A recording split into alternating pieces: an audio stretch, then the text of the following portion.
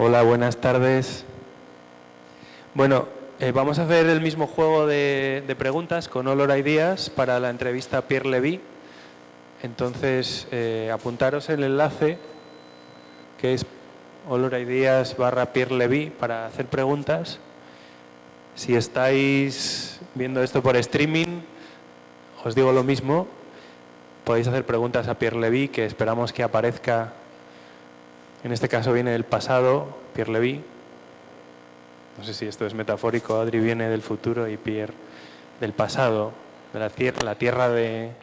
¡Uy! Del oeste.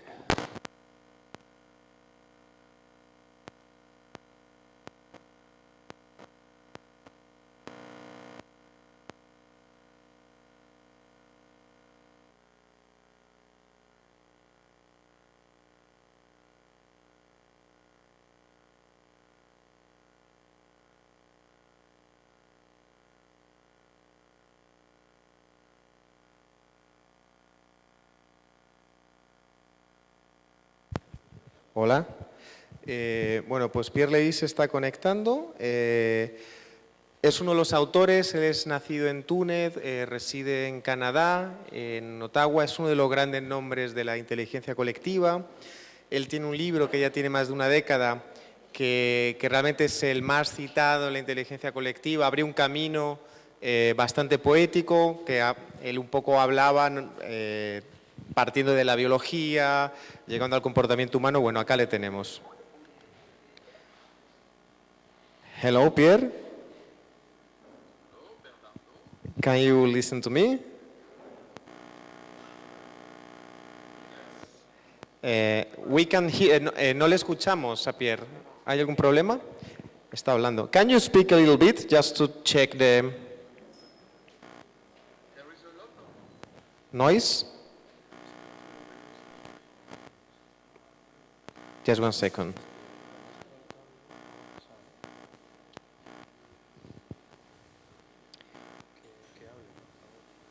Can you go on speaking? How are you? Well, we are in a room with kind of 100 people watching the interview, and they will do questions for you. We are asking in Twitter to people to send questions, and we are checking the sound. Se ha descolgado el...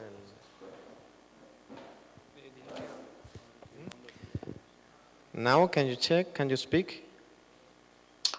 Do you want me to speak? Yes, it's working. So, can you speak just 1 sentence, just to do the final test? Final test. Can you speak like more like continuously, like say 1, 2, 3, 1, 2, 3, Okay. 1, 2, Perfect. 3, It's working. 1, 2. Is working? Okay, we are in. So Pierre, we are here in Madrid, in Medialab-Prado. We have been in our morning presenting this collective intelligence event around democracy. We have been introducing the Participation Lab, the new lab around collective intelligence and democracy in Medialab-Prado in Madrid. We have guests from around 30 countries of the planet, a lot of from Latin America, Europe, but also Africa and Asia. And we are going to work these days in these 8 projects. It was a kind of open call, and we made an open call around collaborators. And what we're going to do now, it's a kind of experiment. I will begin with a short interview, and we will open for the public here present in Madrid, and people who is sending questions in Twitter, in the hashtag #ICDemocracia. And we have this site, allOurIdeas.org, Pierre Levy. So we will have people sending questions from worldwide. I will put the link in the conversation. Okay, I have one question. Yes. I see Democracia. I see Democracia without just, how do you write it? Just one second.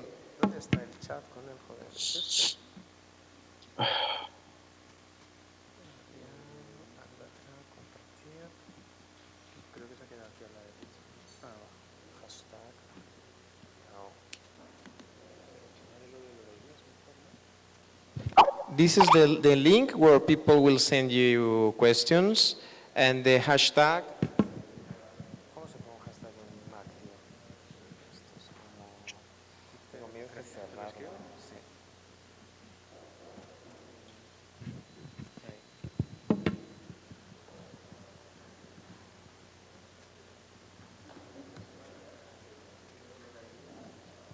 And this is the hashtag. So there's there's a conversation, a lot of people sharing things, and we hope to receive questions for you. Well, the first question, your book, Collective Intelligence, is one of the references of the collective intelligence. It was written many years ago. How would you update the definition if you want to update the definition of collective intelligence, or you don't want to update this? So do you think that the platforms and tools that in these last 10 years we have are modifying your definition, or do you think that what you wrote in that time is completely updated? Okay.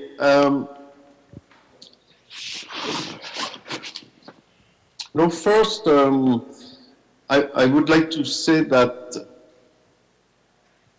Oh, maybe je vais tout enlever. Sorry.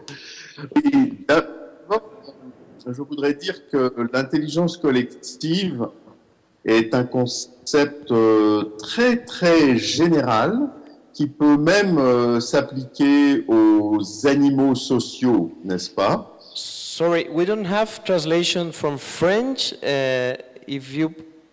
Okay. We just translation here from English to Spanish. That's, sorry. Sorry. Yes, collective intelligence is a very, very general concept, and it applies even to social animals, and a fortiori, it applies to human beings, and it exists everywhere where there is culture and where there is human communities. For me, the problem is to augment collective intelligence, because there is a history of collective intelligence with several improvements. For example, when we invented writing, there was a huge increase in collective intelligence because of the improved memory. When we invented alphabet, more people were able to read and write. When we invented the printing press, there was the birth of the newspapers, the public opinion, modern democracy, modern science, and so on. And today, we have a new tool to augment our collective intelligence, and this is the internet. The great difference between the internet and the previous media is that, yes, of course, everybody can send a message to anyone, and everybody can express itself on the global public scene. Okay, and this was not available before, so it's an extraordinary improvement of freedom of expression. And also we have new capabilities to coordinate and to think together. But there is one aspect that is not enough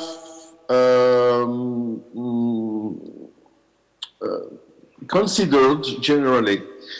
And it is that the internet allows us to transform, to manipulate automatically the symbols. It's the power of the algorithms.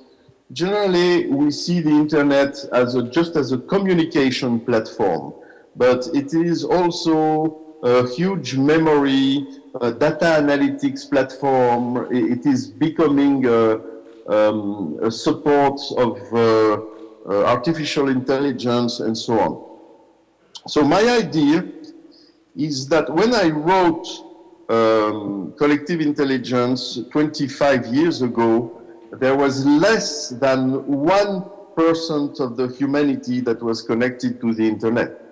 Today, we have passed the threshold of 50%. So today there are half and a little bit more than half of the whole humanity, all the people on the planet that are connected to the internet. So there is a really a threshold that has been passed. And we can now observe, it's not just an idea, we can now observe the processes of collective intelligence that are happening everywhere, at work, in the cities, for democratic processes, to create and to listen music, for everything. I think that the next step will be to build a reflexive collective intelligence. And I think that we have the infrastructure to do it. We have more than half of the human population connected to the internet. We have machine learning, we have big data analytics, and the goal is to put all these powerful tools in the hands of the people and not only in the hands of big companies and big governments, and to reach a reflexive collective intelligence. This means that people will be able to observe their own cognitive processes online.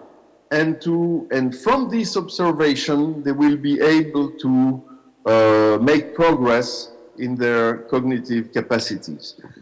I think that this can be achieved technically, and one of the bottlenecks is what is called the semantic operability problem. That is, how can we understand each other despite the fact that we speak different languages, that we have different contexts, that we have different systems of references, and so on. So that's why one of my axes of research is about writing computable, is to write, to build a language that has a computable semantics.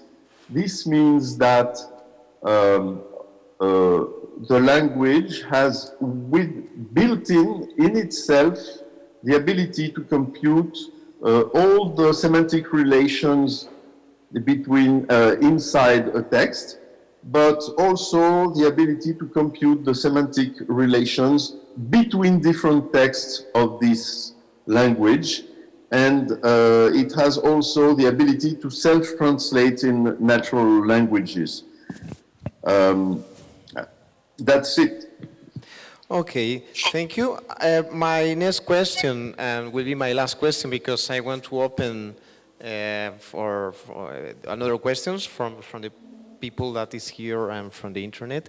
Is, well, the collective intelligence, you were speaking about semantic relationship. And how do you think that technology and collective intelligence platforms and tools that enable this collective intelligence can improve democracy? We have, for example, in this meeting, people working in platforms as Polis, that is a way of finding consensus among a big crowd, more or less related to this semantics. So how can technology, platforms, tools, method improve democracy, participation in democracy, or to put democracy in a new dimension of democracy?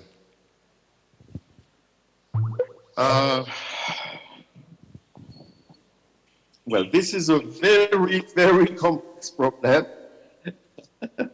And frankly, I don't have the definitive answer. I think it's a matter of trying and experimenting, trial and error, and so on. But I have some guidelines, and I am really sorry if what I say does not correspond to what you think. First, I think that we should take people where they are. For me, it's not the right approach to build new platforms, special communities, and so on. The best way is to use Facebook, Twitter, or I don't know, for example, I know that in Brazil there is an experience where they are using Slack, for example, which is a software that is used for collaboration in work. So the most important for me is first to not create new platforms, but acting and interacting and communicating where the people really are. So the use of hashtags, for example, in Twitter is very simple and can be very efficient if people use it well.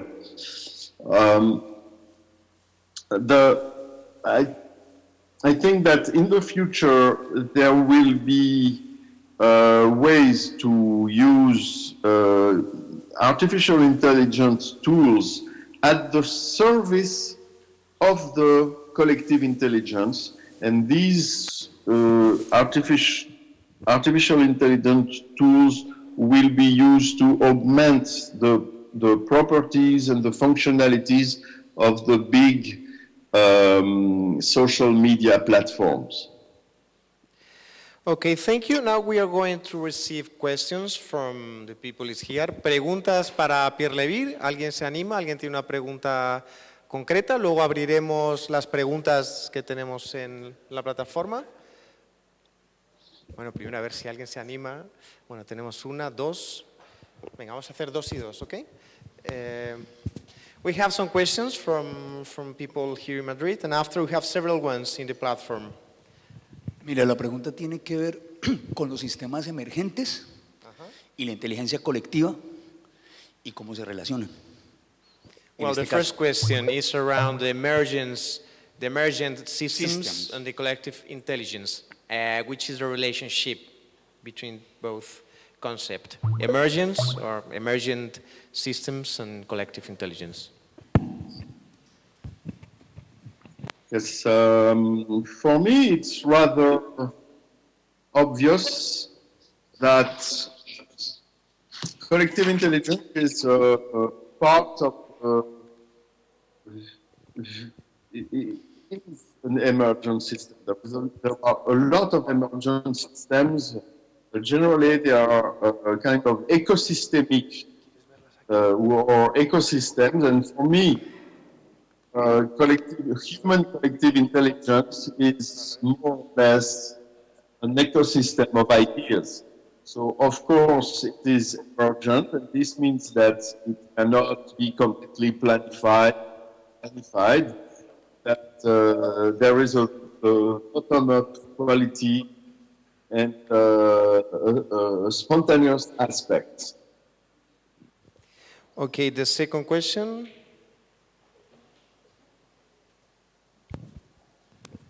With respect to your opinion that the best options are to use already existing platforms like Facebook and Twitter, given the reporting on Just 1 second. I will put my mic to you. Oh, No? what? Por eso. Oh, okay.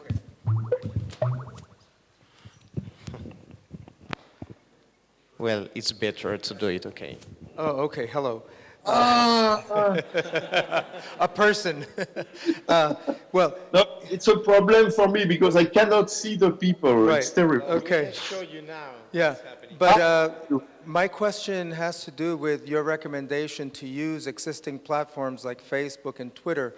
And I'm thinking in light of recent reportings on the collaborations of platforms like Twitter with intelligence agencies or with problematic false information that circulates through these platforms, as well as the other problem, which is the enormous size of these corporations and the influence that they wield. If there's not a problem in that, and if there's not a place for alternatives to these already existing platforms. Yes, of course. Related to intelligence agencies, you know, if you have alternative platforms, the NSA will be also able to decipher it. So this is not, I think, the false ideas or the false news, precisely, you should be the same place where people receive the false news to explain them that this news is not real. So if you leave the majority of the people in these places and you have your own little gated community, it will not work. This is not the way we expand democracy. And finally, say that there are big companies and are exploiting the information that we are producing. This is absolutely true. But also, this is the place where the people are, and it works technically, and it is free. So there are also good aspects. I think that, let's say, for me, the problem of tools for democracy is exactly the same that, for example, the tools for education. For me, there is no technology for education. There is just technology, and you use it for education. For democracy, it's the same. You have a lot of technologies, and you use it for democracy. There is no special tools for democracy, but of course there are special uses that are directed into augmenting consciousness of what is at stake, augmenting debates. You know, it's the way we use the technology that make it democratic. It's not the technology itself. Okay, we have several questions here in the platform of questions for Pierre Levy. So the first in the internet, so the first one is, can the social and political polarization we are evidencing Brexit, Trump, Colombia, being a natural evolution of collective intelligence? So where do I go to see this? This is in the platform allOurIdeas.org, the questions that people are sending to you in the Pierre Levy. Makes sense. Results. I will put that. Okay. Bon. Makes sense to substitute surveys by big data analysis. Yes, of course. So it's more or less real-time collective intelligence, isn't it? For example, I can give you an example, very, very simple, and I'm sorry if it's even simplistic. Instead of doing surveys where you have just a sample of people that are interviewed, you could analyze the whole conversation and the whole responses and the whole complexity of communication between people around one hashtag, for example, by using big data analysis and visualization. So this would be a first way to send back to the collective intelligence an image of its own functioning. This is reflexive collective intelligence. So I think that if you use big data analysis to analyze a collective process and that you feed back this collective process an analysis of its functioning, this will help a lot. Now, another question, you think there is a way to make AI and collective intelligence together? Yes, but of course, the idea is to put AI at the service of collective intelligence, because AI are just a toolkit of techniques, and you can use these techniques instead of trying to make a machine smart.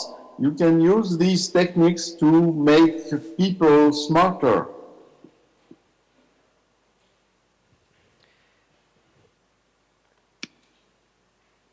So you answered the second one.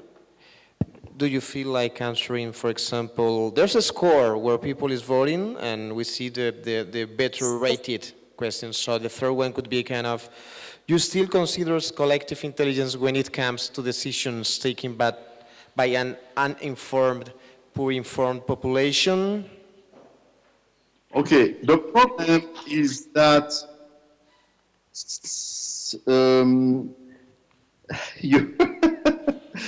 the people who don't think like you, you consider them uninformed. Okay.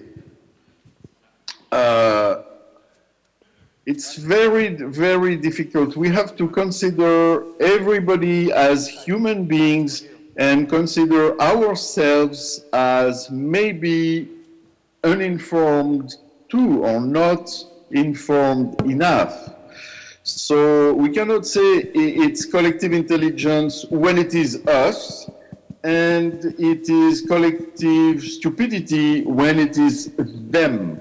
Okay, we have to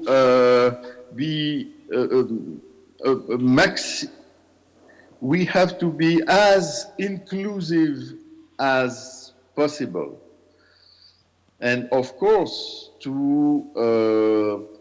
we have to educate this does not mean that we don't have to educate ourselves and educate others to choose between trustable and not trustable sources. We should educate people to critical thinking. We should compare what different sources are saying.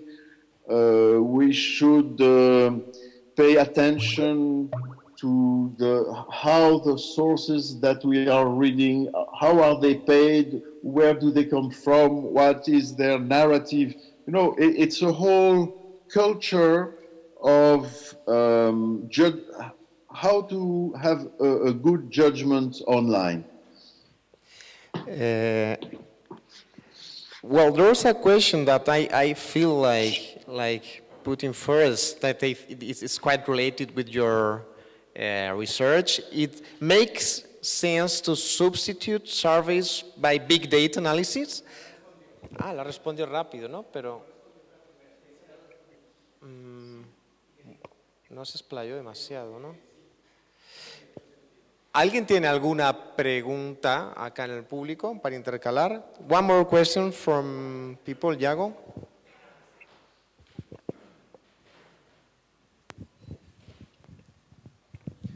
Hola, Pierre. I'm back again. One more question. we clearly belong to different generations, and we have been living this kind of collective protest movements, starting from the 15M in Spain and the Occupy movement, and we see these movements as a manifestation of a collective intelligence, because we see like people like speaking in the streets, in the camps, and also connected with the networks, and all that becomes like a collective intelligence.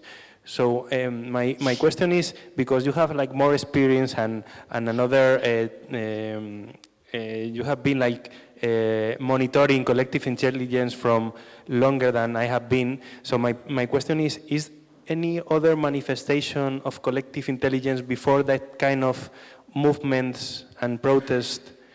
And also, what do you think about these protests and movements like Occupy movement, and if you see it as a collective intelligence manifestation?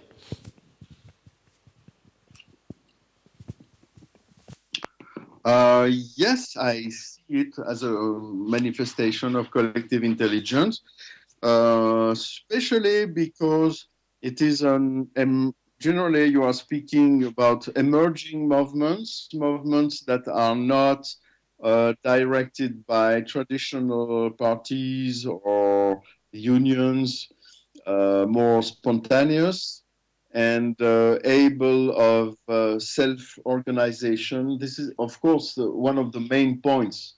It's the ability to self-organization. Each time that you have a self-organized political movement, I think that we can speak of collective intelligence, and especially the new kinds of collective intelligence, because these movements are able to self-organize via social media. And Occupy in the, there are such movements since the beginning of the 21st century, and it happened in a lot of countries, not always as leftist movements.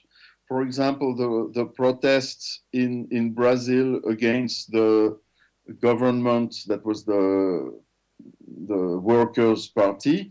It was a protest against a leftist government, or in Venezuela, for example. But what is important for me is the fact that citizens were able to self-organize independently from parties and from governments, and to make their voice heard.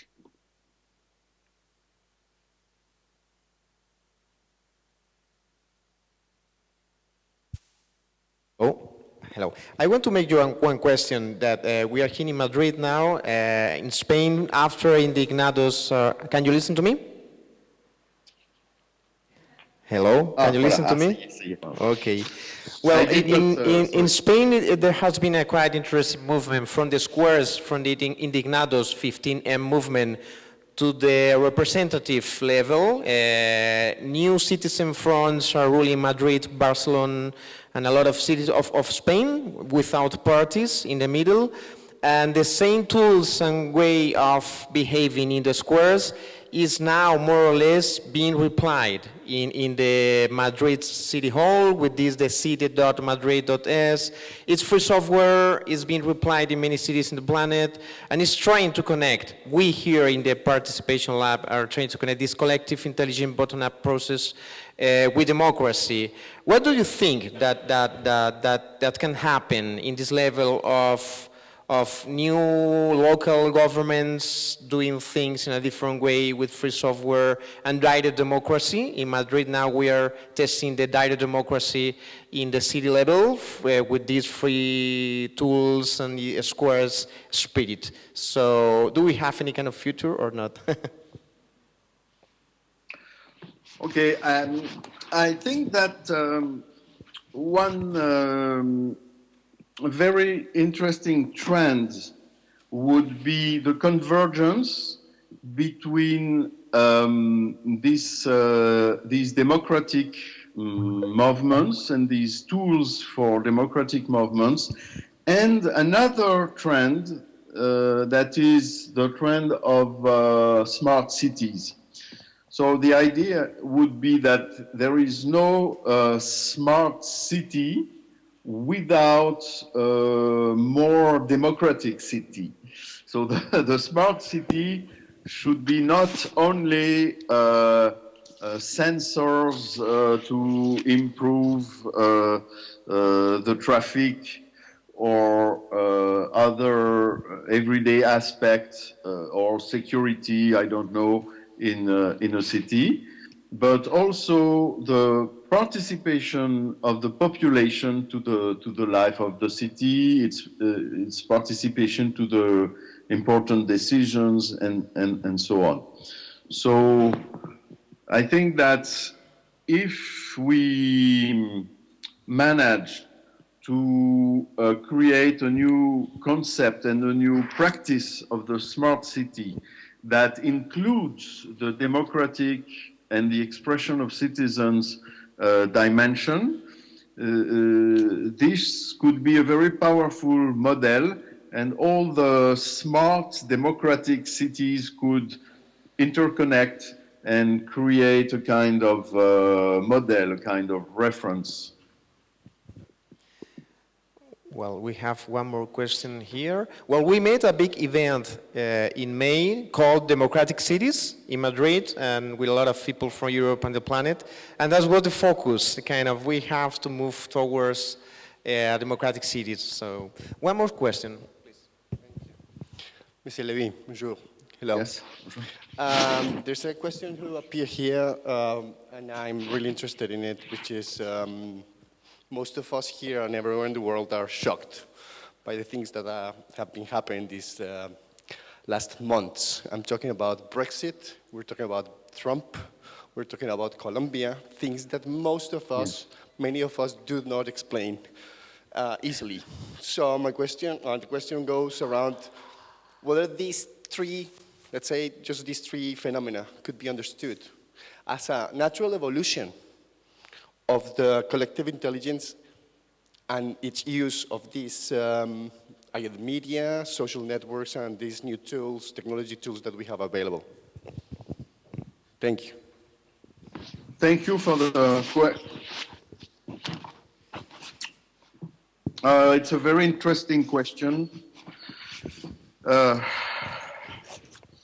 I think that in these three cases, there is an aspect that is mind-boggling, because why would people choose to continue civil war instead of, like in Colombia, instead of stopping it?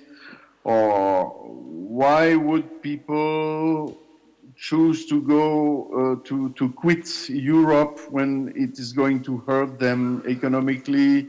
Or why would people choose as President of the United States someone who is, let's say, incoherent when he speaks? These are very troubling questions. One thing that we can remark is that it's the first time that the mainstream media became peripheral. I mean, they are not anymore the mainstream media. Let's say that in 2008, I think that Obama was the first candidate in the presidential race in the United States to use consistently the social media and, by the way, also big data analytics, and he won. But at the time, the main media were still television, newspapers, and so on. Today, what we have seen in these events that you are mentioning is that the majority, the great majority of the mainstream media were on one side and the majority of the people decided the other side. And it's quite evident that the people on the side opposite to the mainstream media were organizing themselves and were thinking together with the social media, with Facebook, Twitter, Instagram, and so on. So it is a kind of historical moment where the mainstream media have lost their power. So now what we have to do is to begin to cultivate the social media. And to first, everybody who works in education has to teach how critical thinking on social media. We have to be very present on these social media to speak, to inform, to show the good example, not to insult others, engaging in real and sincere dialogue, and so on. I think the battle of the social media has begun. And that's why I think that it would be a bad strategy to create special platforms for democracy. Democracy is in the public place, and the public place are the current social media where the people really are. So we have to take into account this emergence of the new public place. But I should add that this public place is inherently international. You have trolls coming from all countries, paid by information or intelligence agencies, working for every kind of parties and political trends, and this is completely transnational. So we have to get used to this new reality. Okay, thank you. We have one more question. Ricardo from Brazil. Hi, Mr. Pierre. Nice to meet you. My question is about your speech about how people appropriate themselves from social media, from communication, many-to-many communication technologies. You told us about how people can use hashtag and other stuffs on social media. And it's something positive for collective intelligence, but I keep asking, how can we make sure that this appropriation is really happening if we don't have it today? The most of the more important or more view sites in the social media are based on proprietary algorithms that we don't know about. And because I think this is true for the internet, because people can appropriate the internet more freely. But how can we make sure that people can appropriate from social media if social media are based on non-transparent algorithms? How can we make sure that we are really appropriating, or we are really like rats in a laboratory that someone is appropriating from us? That's something I think very important. Yes, thank you for this question.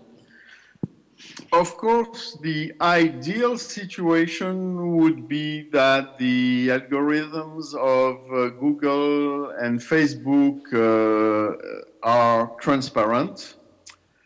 But I think that we already have a little intuition of how it works.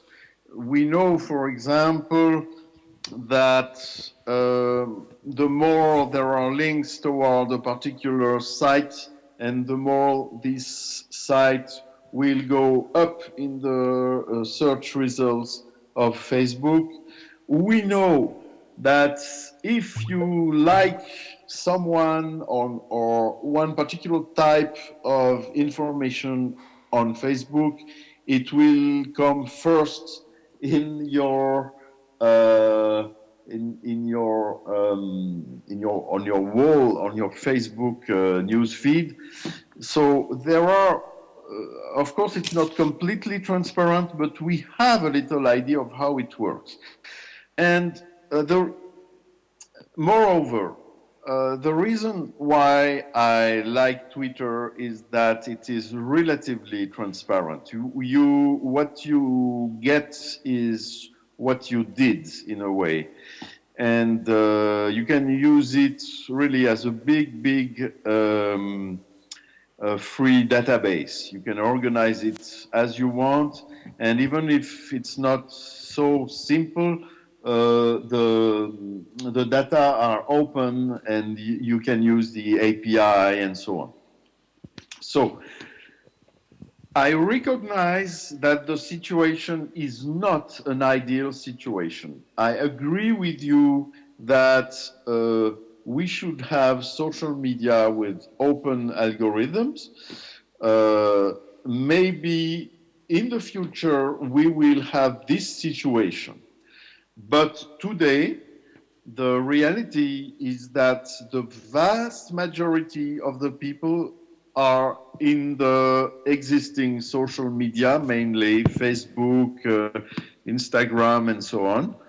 And we should work with people where they are, and we should educate their critical thinking in these social media situations. So it's not in going in gated communities where everything is perfect and all the algorithms transparent and so on, that we will solve the big political, ecological, cultural problems of our world.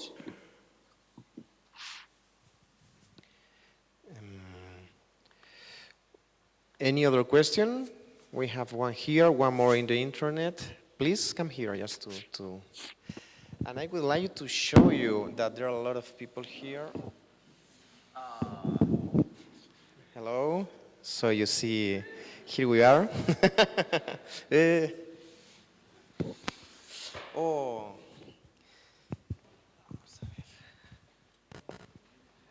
Okay, so please.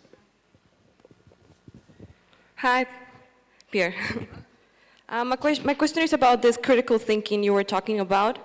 I think I completely agree with you that we have to take all this collective intelligence to social media and where people usually are, the platforms they usually use. But what I'm worried, and I think it relates to these algorithms, it's not just about the bias inside these algorithms, but the way people decide to use these platforms. So I'm afraid that people that use Twitter and Facebook to see the media or to connect with people usually only hear about people that think the same way like their friends. So how do we create this critical thinking when people are used to just following or hearing the opinions that are related to the way they think, and to make them hear opinions that are not something they are not used to thinking? Because I think that's what we have to get to. Can you repeat very slowly, because I didn't... Yes. How do we make the people that use Twitter and Facebook to be in contact with ideas that are not related to their own? Because I think people follow pages or follow people that think in a similar way as how they are used to think. And I think we have to get people to be in contact with other people that think in a different way than from them. Okay. I'm not sure that I have understood your question, but is it basically about how to behave on social media More than behaving, I think it's how do we get people? Because I think right now, like you said, Twitter functions in a way that every people you follow, you're gonna get information from that people. But you're not gonna get information from people you don't follow, and usually people you don't follow are people that think differently from you. So how do we get people to be in contact with ideas that may be against what they're usually thinking?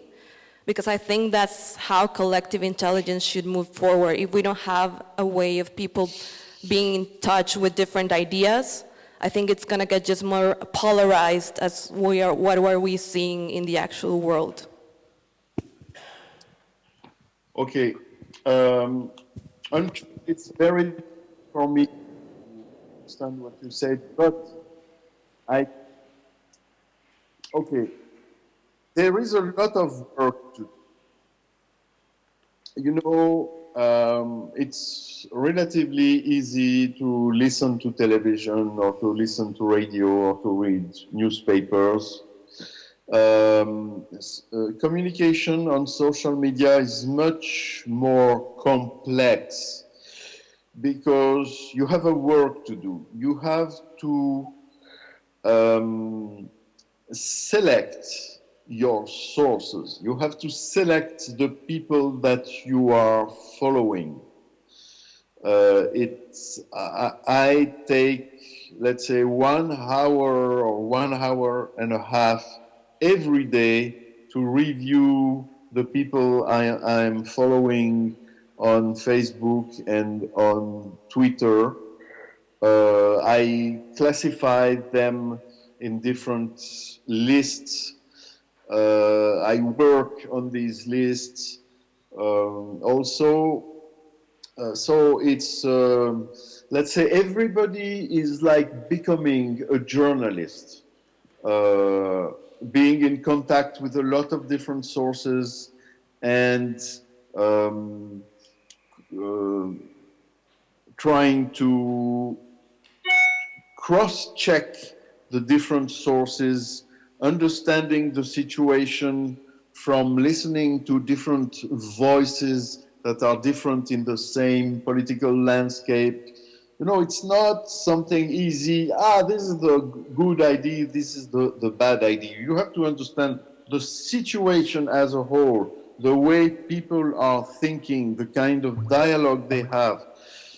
So this is one thing.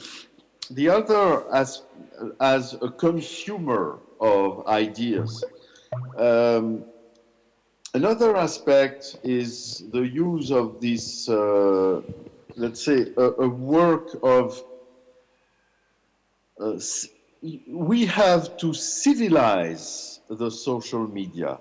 For example, I am using the social media in my teaching, and I force my students to take notes on Twitter instead of taking notes on their private digital documents in order to create a kind of collective notebook. And people are the student helps themselves by looking at the notes that the others are taking. Their assignment is to read the collective memory, the collective notebook, and to choose a particular subset and to tell their own narrative. Sometimes they told me, but what should we say? How can we choose between all the notes? And I tell them, it's your point of view that is interesting, your own point of view. Everyone has its own point of view on the collective memory. So what we can do at the scale of a class, we can do at bigger scales. But we have to learn to do it first. It's a new culture. We have to invent, we have to develop new skills. We have to invent new methods. We are just at the beginning of a new culture. we need a pioneer mentality. Well, I think we have time for one more question. We have been speaking around 1 hour in this open and collective interview with Pierre Levy. I don't know if someone has the final question. If not, I think that we have to say thank you to you, Pierre Levy. We hope to have you in Madrid next year. Let's try to do it. This time it was quite a rush, but we'll try to do it. And thank you very much for your time and your talk. And I think that it has been quite interesting for these 2 weeks meeting. It's a kind of workshop. We are working in a kind of quite open way in 8 projects. And we have 1 speech every day. Today we have 2 more interventions. And well, we will keep you posted, of course, of what's going on here in Medialab, in Madrid, in Participalab. And well, thank you very much again, okay? I wish you good luck for your workshop. Okay, just the last collective.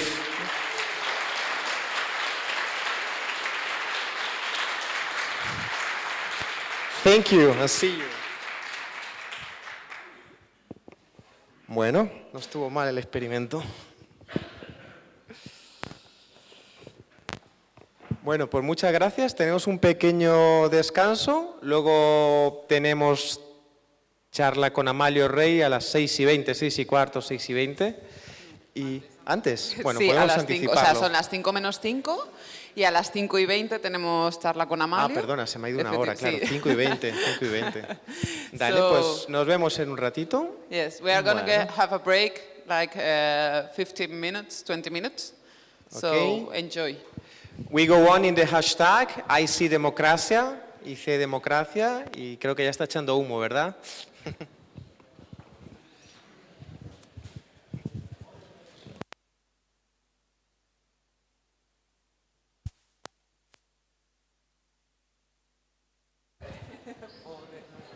Siempre da problemas.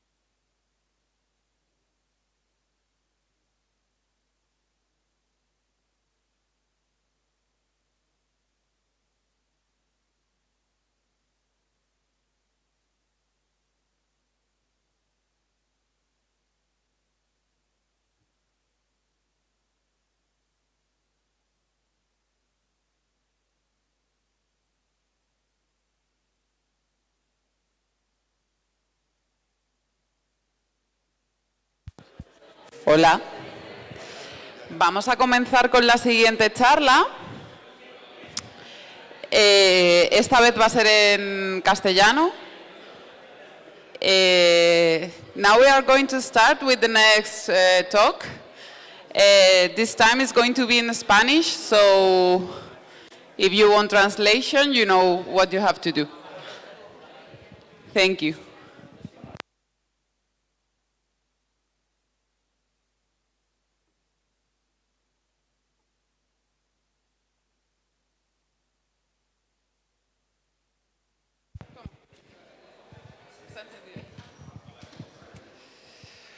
Bueno, seguimos con la programación. Para mí es un gusto tener aquí a Amalio. Nos conocemos en redes digitales hace bastante tiempo y nos seguimos mutuamente. Y bueno, tuve el placer de desvirtualizarle el año pasado, comiendo pescadito frito en Málaga, donde él reside. Hola, Eso hola. es una red, ¿verdad? Y bueno, Amalio lleva mucho tiempo pensando procesos de inteligencia colectiva. De hecho, tiene un blog, inteligenciacolectiva.com, donde lleva mucho tiempo meditando alrededor de la inteligencia colectiva, con muchos casos prácticos, con muchos referentes teóricos. Y también tiene un lado que me interesa mucho de él sobre design thinking y arquitecturas de la participación, ¿no? De cómo pensar procesos participativos y cómo estas arquitecturas pueden ser más eficientes o menos, más flexibles o menos. Entonces, bueno, la verdad es que es la primera vez que está acá en Medialab. Espero que no sea la última y que sigamos colaborando de múltiples maneras. Entonces, bueno, os dejo acá con Amalio y, bueno, pues espero que disfruten bastante la charla. Muchas gracias. Bueno, buenas tardes a todos y a todas. Un placer estar aquí en Medialab. Tengo que decir que Medialab es una organización, para mí, que admiro mucho, que respeto mucho por el trabajo que está haciendo, pero no había tenido la oportunidad de estar aquí. Viajo tanto y estoy por ahí tan ligado que no se habían dado las circunstancias de poder estar aquí. Y hoy estoy muy contento de poder estar aquí. Si encima me invitan a hablar de inteligencia colectiva, es como decimos aquí, juntar el hambre con la gana de comer. Entonces, en el día de hoy vamos a hablar de inteligencia colectiva como un desafío de diseño y deciros que vais a ver que la presentación hemos tenido que ponerle en Mac, yo la tenía en otro formato y no sé cómo va a salir, pero le doy mucha importancia a la presentación. ¿Por qué? Porque he querido hacer una presentación diferente a la que se ha hecho anteriores. Es una presentación muy llena de texto, pero es que a mí me gustan las presentaciones llenas de texto.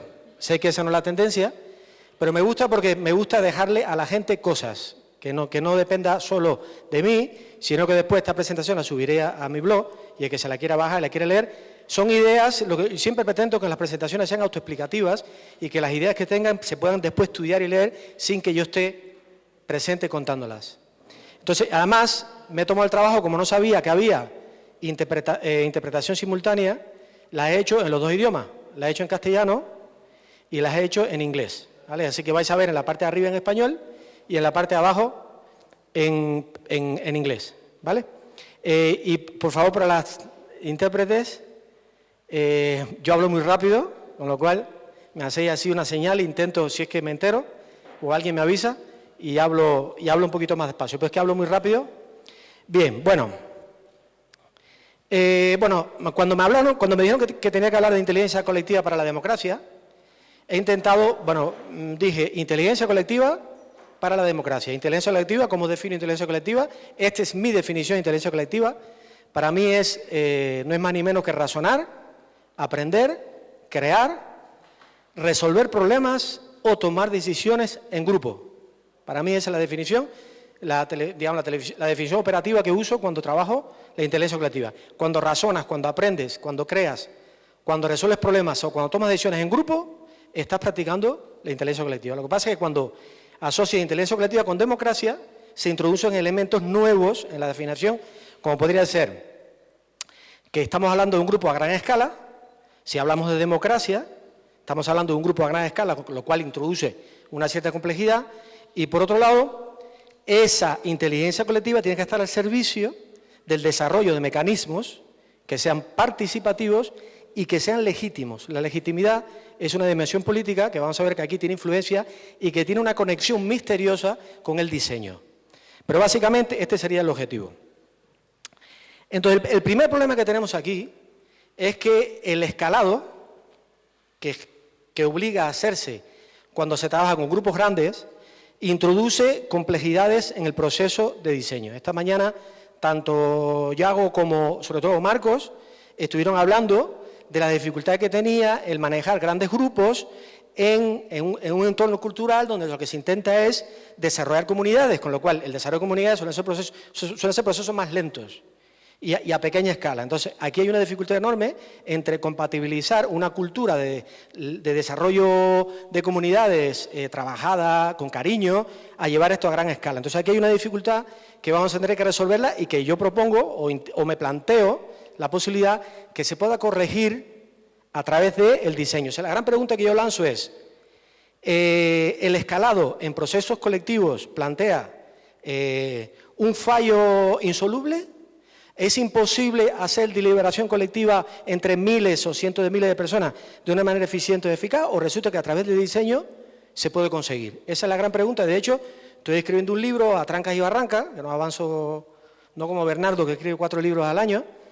Esa es mi hipótesis. Mi hipótesis del libro es plantearme la inteligencia colectiva como un desafío de diseño.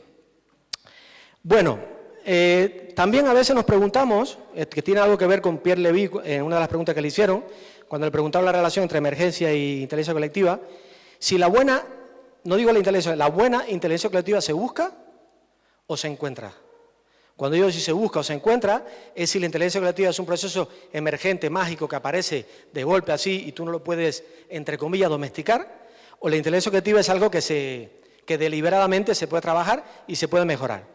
Entonces yo suelo decir que siempre un poco de los dos, siempre, digamos, la respuesta más fácil ante una pregunta como esta, un poco de los dos, porque por un lado estimulamos o sabemos que hay unos procesos de emergencia que son muy espontáneos, que son muy difíciles de gestionar, que tienen que ver con lo que los sociólogos llaman el problema micro-macro, del que hablaba esta mañana Marcos. El problema micro-macro significa que no puedes traducir mecánicamente los comportamientos individuales de personas en un agregado colectivo. Aquí hay una especie de individualismo metodológico que pretende simplificar la relación entre lo micro y lo macro, y eso es un error. Cuando trasladamos lo micro a lo macro hay un montón de cosas mágicas que se producen en el camino que son impredecibles. Con lo cual tenemos que reconocer que hay cosas aquí que no controlamos en absoluto. Pero por otro lado, ya también pienso que hay cosas que sí controlamos y que estamos en el deber de mejorar. Y ahí es donde entra el diseño. O sea, yo no me gustaría en ningún caso que se interprete o se crea que yo, o que mi charla sea coger un poco de determinismo del diseño. Creo que el diseño tiene su lugar y básicamente lo que yo propongo o lo que yo pienso es que el diseño, que un buen diseño de una arquitectura participativa aumenta significativamente las probabilidades de que la cosa salga bien. Fíjense, estoy hablando en términos de probabilidades, ¿vale? Y entonces por ahí vamos a tirar. Bueno, para mí, no sé si es la edad, pero yo sigo siendo friki y caótico en casi todo lo que hago, sigo pensando que la espontaneidad está sobrevalorada. Y la espontaneidad está sobrevalorada y en estos entornos de Medialab-Prado y en los entornos friki donde nos movemos así la mayoría de las veces, la espontaneidad está sobrevalorada. Yo pienso sinceramente que necesitamos más orden, más gestión, más disciplina, más perseverancia. Un ejemplo clásico de esto es la Wikipedia. La Wikipedia, la gente piensa que la Wikipedia es un caos, pero es un caos que tiene una base de diseño muy buena, de diseño iterativo. La Wikipedia ha sido capaz de ir corrigiendo sistemáticamente sus fallos de diseño. Cada vez que se descubría algo se iba corrigiendo. Entonces, yo creo sinceramente que la Wikipedia es un ejemplo de que con diseño se puede mejorar muchísimo la eficacia y la eficiencia de las plataformas de inteligencia colectiva. Bueno, a mí uno de los conceptos que más me gustan de diseño es este que enuncia Alexander White, que dice que el diseño es crear orden dentro del caos. Y de ahí hablo entonces yo de diseñar arquitecturas participativas. Tom Ackley suele hablar, relacionado con esto, suele hablar de inteligencia colectiva estructural. Cuando habla de inteligencia colectiva estructural se refiere a inteligencia colectiva por default, o sea, inteligencia colectiva natural. Algo así como, podríamos llamarle el paraíso de la inteligencia colectiva, que sería la inteligencia colectiva por defecto. Que funcionemos de manera natural, siguiendo lógica de inteligencia colectiva. Y eso en parte se puede mejorar creando orden dentro del caos. Pero claro, ¿qué tipo de orden? ¿Qué tipo de orden introducimos? Y aquí es cuando me peleo mucho con los diseñadores, porque la visión tecnocrática del diseño te dice que no, que el diseño es una cosa técnica y que es neutral, y no, el diseño tiene una carga ideológica enorme. Por ejemplo, un determinado diseño,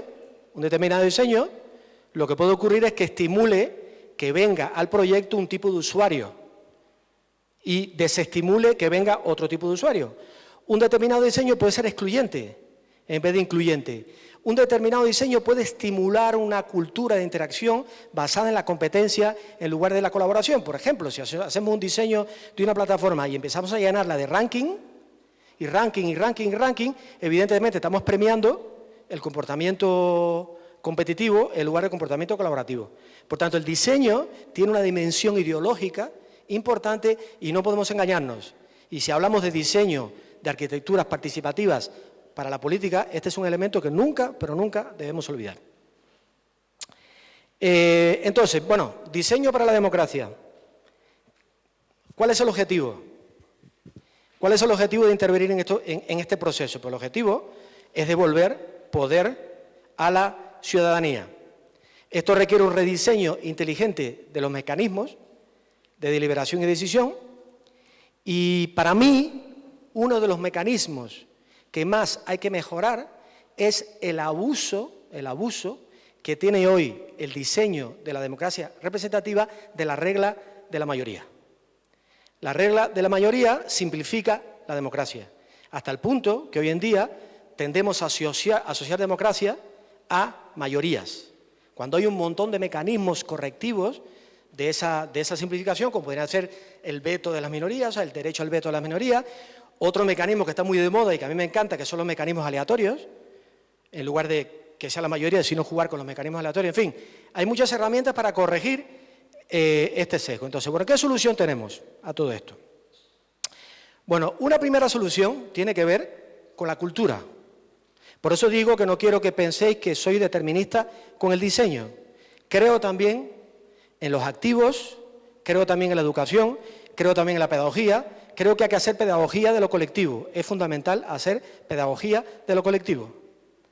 Y el gran reto para mí que tenemos en la pedagogía de lo colectivo, y posiblemente algunos se enfade por lo que voy a decir ahora, es que hablamos demasiado de derechos y muy poco de deberes.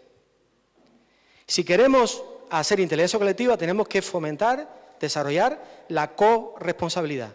Y la corresponsabilidad es un asunto de derechos y de deberes.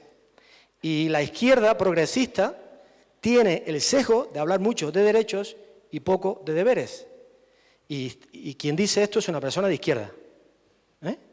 Entonces, el tema de encontrar un equilibrio entre derechos y deberes es fundamental. Y eso tiene que estar integrado en el diseño, de alguna manera. Entonces, ese es el primer camino, el camino de la cultura. Claro, el problema de la cultura y de la educación y de la pedagogía de lo colectivo va a tener un impacto a medio y largo plazo. Eso tarda en mejorar. Por tanto, tenemos que también elegir una segunda estrategia que tenga un impacto más a corto plazo. Entonces, a corto plazo, ¿qué podemos hacer? Pues mi tesis, que es la tesis sobre la que estoy trabajando el libro, es que la ineptitud colectiva, he aprendido a usar ineptitud colectiva para no hablar de estupidez colectiva. Me parece que ineptitud colectiva es como más saludable que estupidez colectiva. Siempre que haya un problema de ineptitud colectiva, para mí hay también un problema de diseño en la arquitectura participativa. Por tanto, podemos corregir o al menos atenuar la ineptitud colectiva, o si queréis decir estupidez colectiva, a través del diseño. Y ese es mi gran desafío de vida. Digamos, ahora mismo mi misión de vida es ver cómo el diseño puede reducir la estupidez, el grado de estupidez colectiva o el grado de ineptitud colectiva, sabiendo que no es la única solución, pero es una de ellas. Entonces, ¿cómo lo hacemos? Bueno, hablamos de diseño contextual, con la idea de que el entorno moldea las conductas. Entonces, si tú haces una plataforma y tú las cosas correctas, los valores correctos que quieres estimular, como es lo colaborativo, lo participativo, lo pones barato, lo pones fácil, lo pones de bajo coste, y esto se consigue con diseño, estás estimulando ese comportamiento. Si por otro lado no quieres estimular, o más bien quieres desestimular el comportamiento competitivo, todo lo que sea hacer cosas competitivas, por diseño lo haces más difícil. Entonces, haciendo por difícil lo que no te conviene estimular y haciendo más fácil lo que te conviene estimular, estás moldeándole un comportamiento a través de un contexto que favorece ese comportamiento. Entonces, yo me he inventado una ecuación con muchísima humildad, porque esto es puesto en beta, porque está en proceso, además me la inventé la semana pasada, o hace 15 días nada más, trabajando en un proyecto con CivicWise, por cierto, y es una ecuación que resume una serie de factores que para mí son claves en la inteligencia colectiva. Esto es interesante, pero esa ecuación no debéis interpretarla como una respuesta definitiva, sino tenéis que interpretarla como una ecuación polémica, controvertida, que lo que ayuda es a discutir sobre esos 4 factores y sobre todo a discutir cómo ponderarlos, esos 4 factores. Entonces vamos a meterle mano a la ecuación para ver un poco los 4 factores. Primero, yo lo que digo es que la inteligencia colectiva se optimiza si se trabajan estos 4 factores. En primer lugar, la eficacia, entendida la eficacia como la capacidad que tiene el proyecto de conseguir los objetivos que se ha planteado, eso es eficacia, cumplir expectativas para el proyecto, y esto tiene que ver con los 8 proyectos que están en el taller. O sea, vosotros planteáis los objetivos, si esos objetivos se cumplen, habéis conseguido ser eficaces. Claro, la siguiente pregunta sería si el objetivo que os habéis planteado es inteligente. Porque si el objetivo que os habéis planteado no es inteligente, estáis haciendo bien algo que no había que hacer bien. Pero en fin, lo primero es la eficacia, lo segundo es la eficiencia. Aquí podemos discutir largamente, porque si yo os digo que de las 4 variables, mi obsesión es esta, la eficiencia. Creo que la eficiencia es la gran olvidada. De hecho, tengo experiencia de moverme en entornos de izquierda, o en moverme en entornos progresistas, o moverme en entornos participativos, y solo se te ocurre utilizar la palabra eficiencia para que todo el mundo salte del asiento y relacionen eficiencia con productivismo, con abusar del ser humano, etc. Y yo la eficiencia no la veo así, yo la eficiencia la veo, mi definición de eficiencia en esta fórmula es minimizar el desgaste evitable. Quiero insistir en esta idea, minimizar el desgaste evitable. En los procesos de inteligencia colectiva hay mucho desgaste evitable. Y cuando hablo de desgaste evitable es que la gente termina hasta aquí de lo largo que son, de lo ineficiente que son, y eso hay que corregirlo, por lo menos atenuarlo. Entonces, el objetivo de que un proceso de inteligencia colectiva sea eficiente es que minimice el desgaste evitable. Y bueno, y otro término que me encanta, que es el término, que de esto se podría escribir un libro, que es efectividad colectiva. La efectividad, como sabéis, no es igual que la eficacia y la eficiencia. La efectividad colectiva es la combinación de eficacia con eficiencia. Entonces aquí tenemos mucho campo por explorar. Bien, los otros dos conceptos, los otros dos términos. Proceso autotélico. Esto es un término que yo me he inspirado en este señor húngaro-norteamericano, de apellido impronunciable, de la Universidad de Chicago, que escribió este famoso libro Flow, y él hablaba de los procesos autotélicos. Pues yo creo que la inteligencia colectiva también necesita desarrollar procesos que se disfruten en sí mismos, con independencia de los resultados. O sea, que dentro de ese proceso hay un elemento lúdico, hay un elemento de autoestima, hay un elemento de sentido de pertenencia. La cuestión es que la gente disfrute el proceso de tal manera que solo participar en el proceso sea una gratificación en sí misma. Y esto es un desafío enorme, pero nos lo tenemos que plantear. Y Y por último, la variable que tiene la mayor dimensión política de las cuatro, que es la legitimidad. Entendida la legitimidad como la capacidad que tiene un proceso para que la gente lo acepte como válido sin que sea coercionado por ello, sino que lo valora porque le parece justo, le valora porque...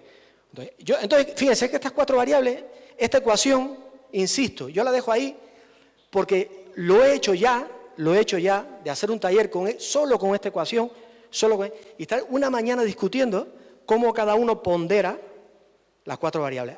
¿Qué importancia le concede cada uno a cuatro variables? A las cuatro variables discutimos qué impacto puede tener estas cuatro variables en el resultado final.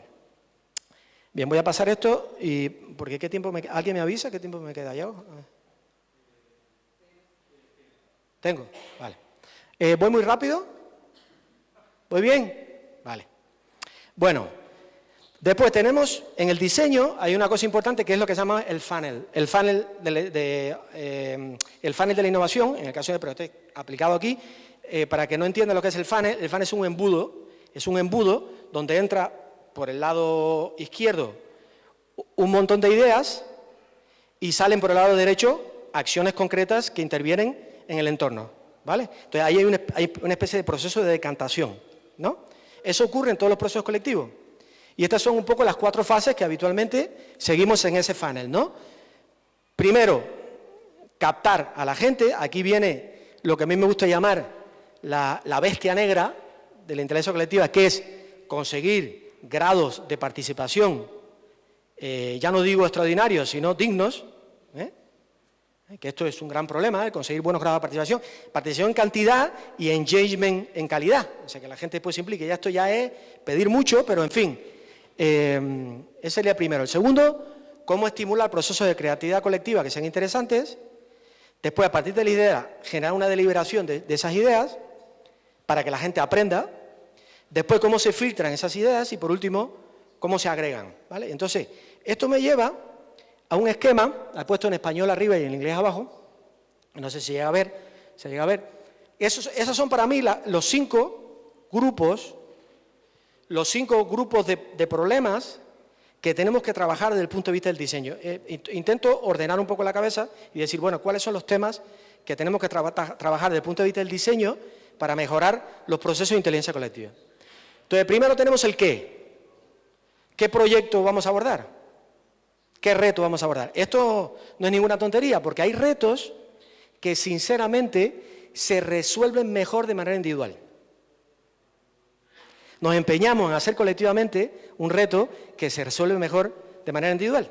Entonces, el reto tiene que tener una verdadera naturaleza colectiva para que funcione. Después, ¿quiénes? ¿Quiénes participan? ¿Cómo participan? ¿Hay un grado de diversidad adecuado? ¿Cómo se convoca a la gente? ¿Por autoselección o se convoca por invitación? Todo eso hay que diseñarlo de alguna manera. Después, ¿por qué? ¿Por qué la gente participa?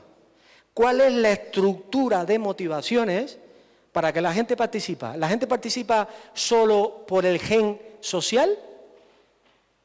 ¿O la gente también tiene un gen egoísta que influye en querer participar o no? Hay también un gen egoísta y también lo tenemos que contabilizar. Después el cómo. ¿Cómo agregamos información? ¿Cómo la agregamos? Eso también es importante. Y por último, la gobernanza. ¿Cómo se distribuye el poder en la comunidad?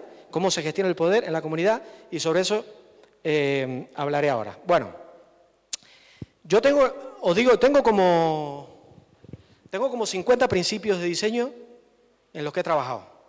Pero sabía que tenía poco tiempo y he traído 10, pero si no da tiempo, pues cuento 6 o 7 rápidamente, pero que quiero aterrizar un poco lo que vengo contando antes para que veáis el tipo de cosas que el diseño puede hacer por la inteligencia colectiva. Bien, entonces, el primero, uno de los principios básicos de cualquier proceso de diseño, que es la simplicidad.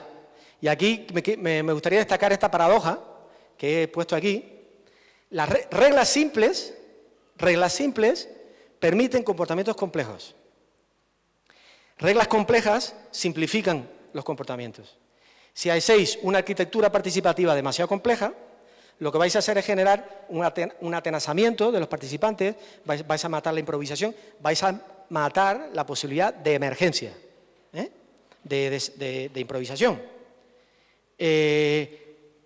Pero si no fijáis un mínimo de pautas, si no fijáis un mínimo de normas, si no hay una cantidad de normas determinada, una masa crítica de normas, lo que va a ocurrir es que vais a generar lo que a mí me gusta llamar entropía asamblearia.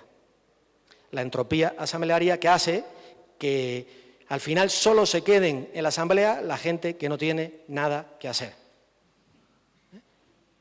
Que no siempre es la gente que más puede aportar. Entonces, aquí vuelvo a introducir la idea de la eficiencia en el sentido de que reglas simples, mientras más simple, Twitter triunfa porque es simple, Facebook triunfa porque es simple, es sencillo, son 4 o 5. De hecho, Facebook triunfa más que Twitter porque Facebook es más simple que Twitter. No es la única explicación, no es la única, pero bueno. Bien. Bueno, entonces, segundo, diseño democrático. ¿Qué es diseño democrático? Miren,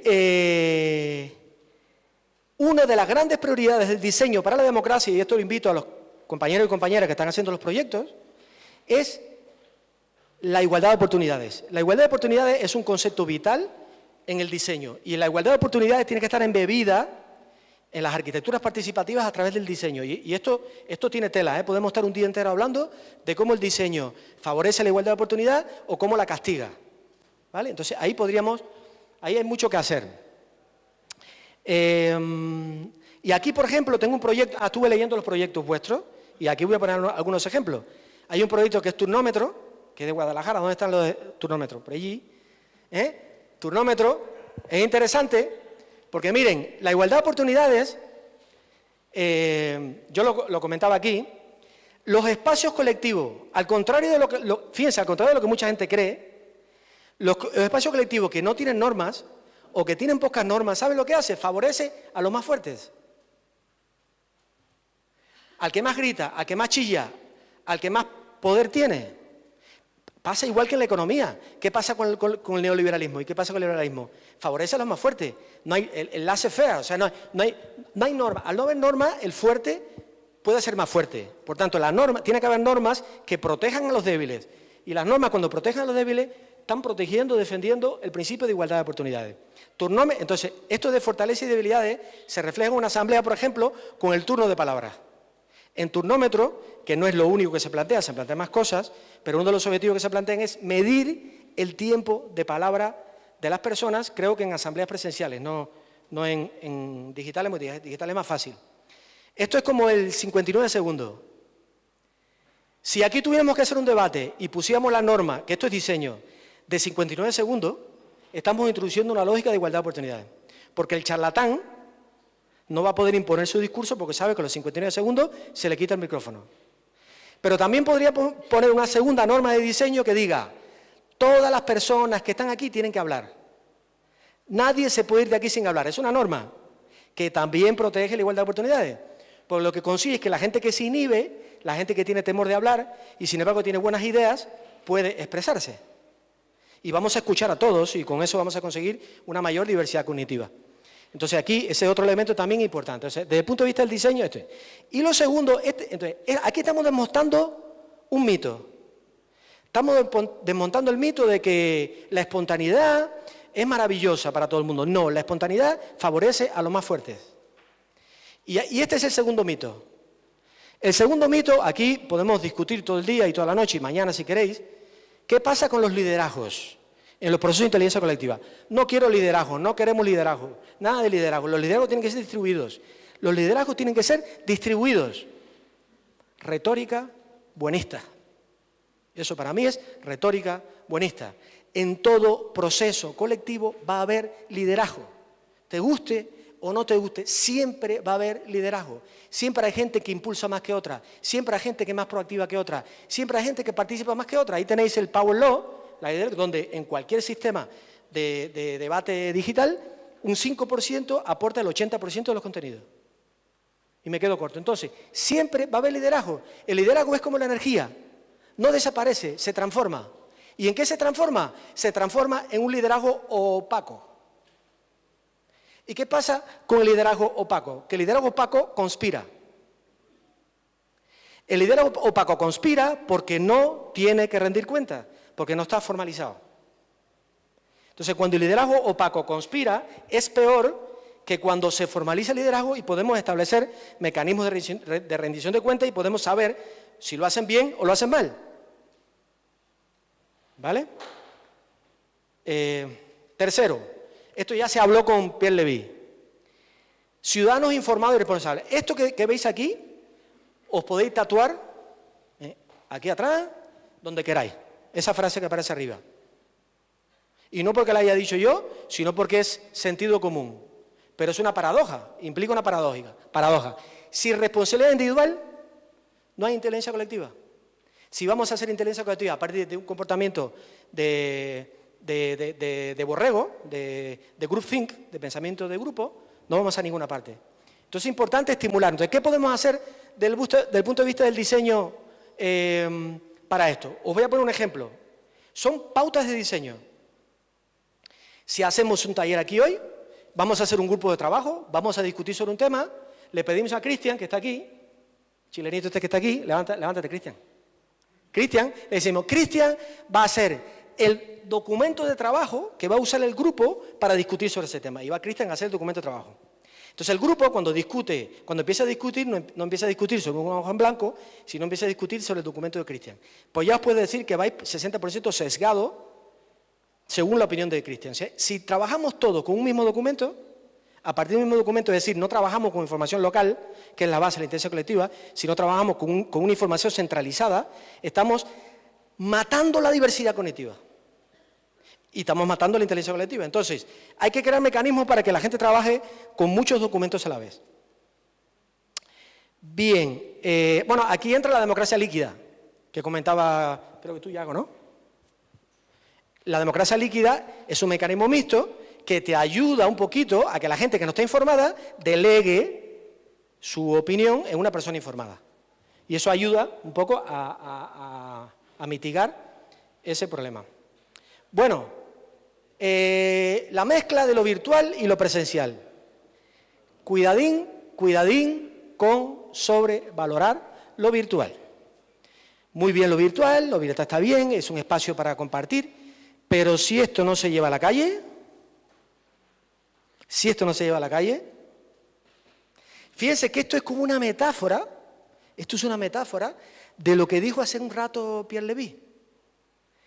Estos entornos digitales que se van a construir en este proyecto, que me parecen fabulosos y maravillosos, son de tendencia friki. No, y no lo digo porque yo soy friki también, pero hay que reconocer que son muy elitistas estas herramientas. ¿Vale? Pero como bien decía Pierre Levy, las herramientas no son elitistas, sino cómo usamos las herramientas. Pero en principio estamos creando cada vez más herramientas nuevas y más. Y sin embargo, la gente que va a decidir mediante votación el destino de nuestro país está en Facebook y en Twitter.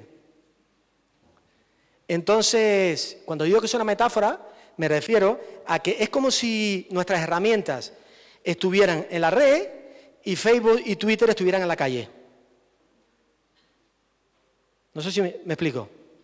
Como no tomemos la calle, entonces tiene que haber aquí, desde el punto de vista de diseño, una integración, una sinergia entre lo que se hace en el entorno digital y lo que se hace en la calle.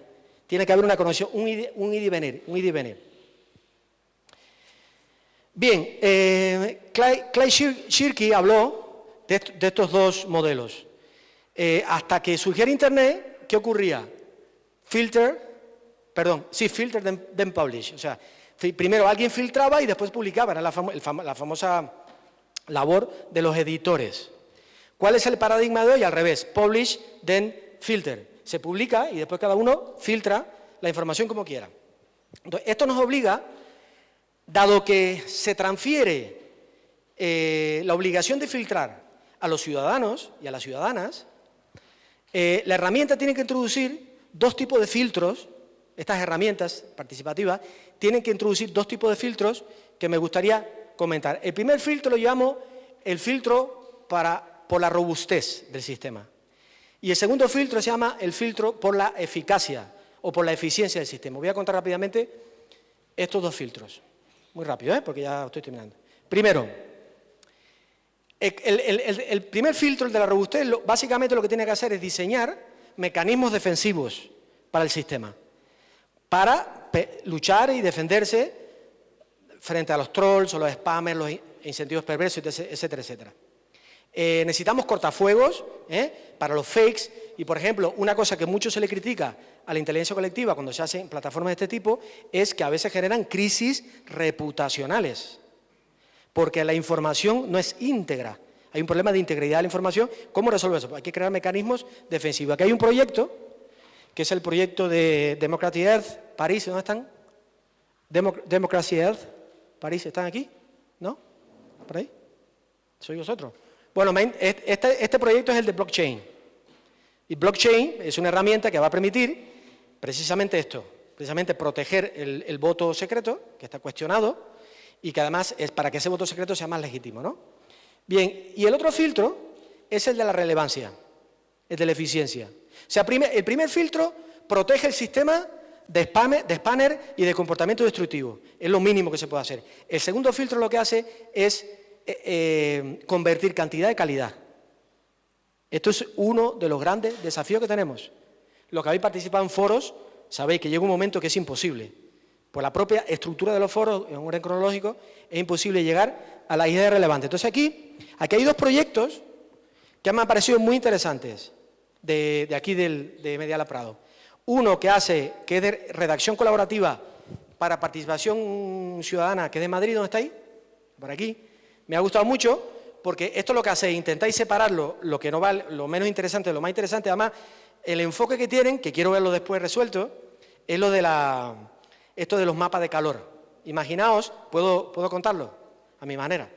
Imaginaos que cogéis un documento y estáis haciendo una redacción colaborativa y el sistema, de acuerdo a las valoraciones, tiene metadatos y esos metadatos permiten que haya párrafos que tengan colores distintos en función de varios criterios, como puede ser si el párrafo es muy controvertido, si el párrafo tiene un apoyo casi mayoritario, si el párrafo es rechazado. Entonces, ese tipo de herramientas de visualización ayudan mucho a que esto se provoque. Ya termino, Después, ordenar visualmente la conversación.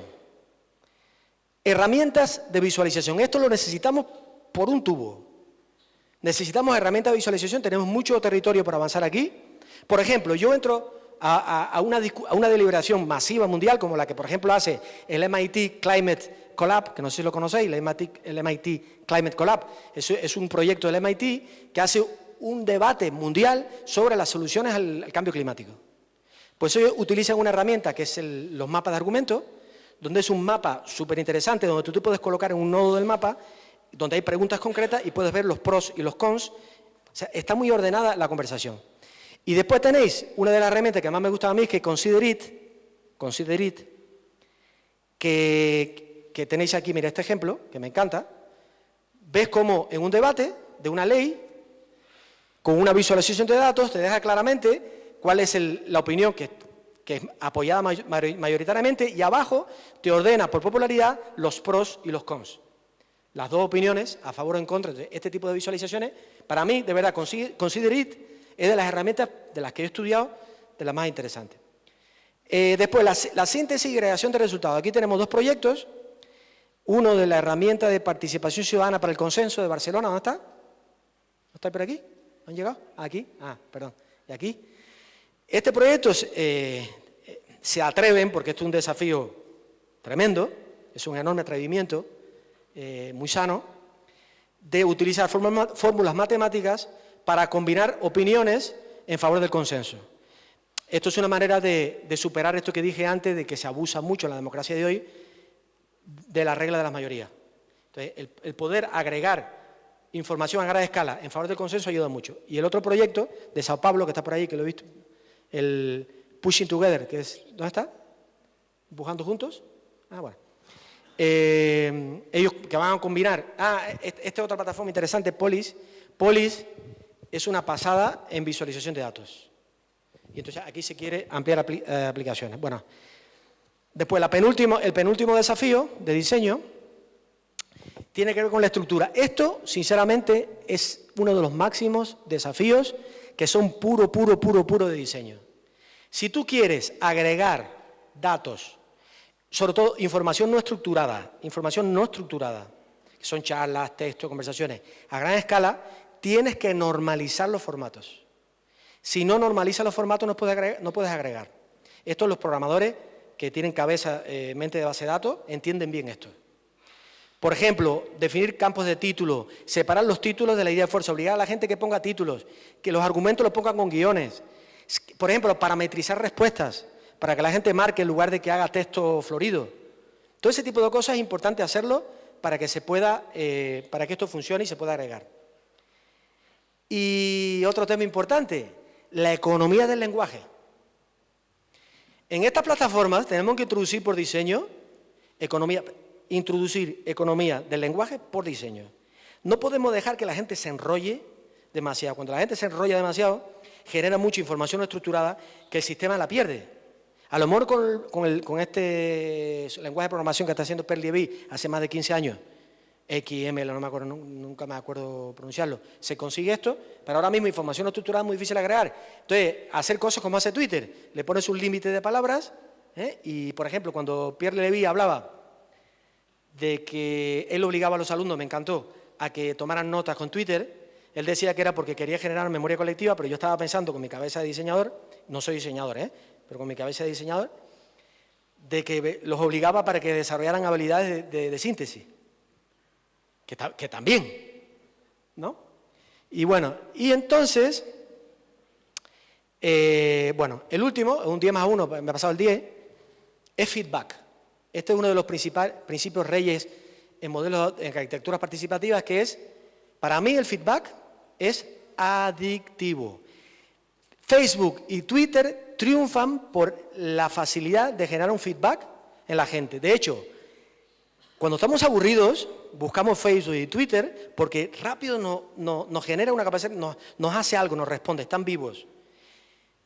Y eso explica su éxito. Entonces, nosotros tenemos que conseguir los modelos de arquitectura participativa, tenemos que inspirarnos en estos modelos para que el feedback sea realmente vital, con esa vitalidad de estos modelos. Bueno, yo invito entonces, ya dije que yo tengo un modelo de un montón de principios de diseño que lo estoy trabajando, que está en beta, que estoy trabajando. Me atrevería a coger cualquiera de los 8 proyectos que van a salir de aquí y pasarlos por ese test y ver qué grado tiene, pero eso es un tema de trabajar más en talleres, porque no es para jornada. Y bueno, este es mi blog en español, mi blog en inglés lo tengo muy atrasado porque mi inglés es un poco macarrónico, pero no tengo tiempo y siempre tengo desfase con el de inglés. Este es mi Twitter y la verdad que me ha faltado poner el Twitter en inglés, tengo un Twitter en inglés que es de Collective Intelligent Blogger, de C Blogger, que lo vais a ver por ahí circulando. Pues nada, perdone si he hablado mucho y rápido, pero espero haber aportado un poquito de luz a este tema que me consta que es bastante complejo. Muchas gracias.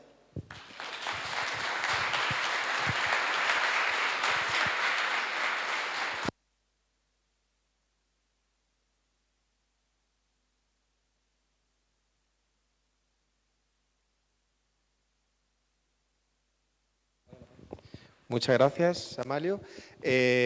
Bueno, abrimos una rueda de preguntas. ¿Alguien tiene alguna pregunta concreta? Es interesante que ha abierto la rueda a los diferentes proyectos, que te los has empollado, ¿no? Muy bien. Claro. No me queda más después de los pescaditos. Entonces, no sé si tal vez alguno de los propios proyectos tiene alguna pregunta metodológica o conceptual sobre lo que ha comentado. Ahora estamos en el contraluz. Aquí tenemos... ¿Se puede encender la luz? Bueno, le llevo el micro por aquí. Hola.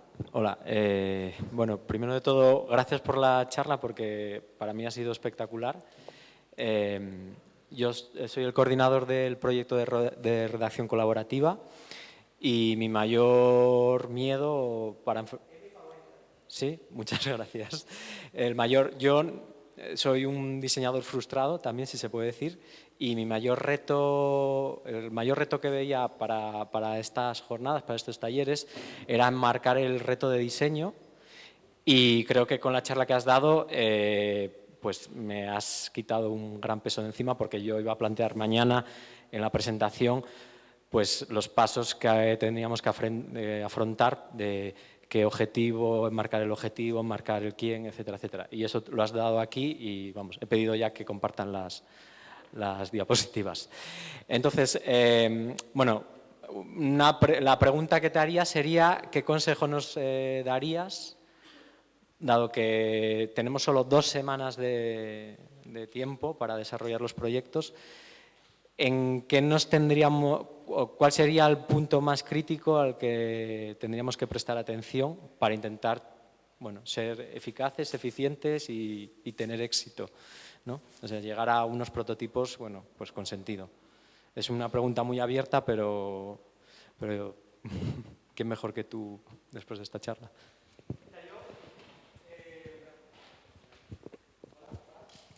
Si no toma este. Bueno, me pillas así un poco, tendría que ver el proyecto además, profundizar en el proyecto, porque tengo una línea ahí, 2 párrafos, ¿no?, que explicaba el proyecto. Pero yo pensando en vuestro proyecto,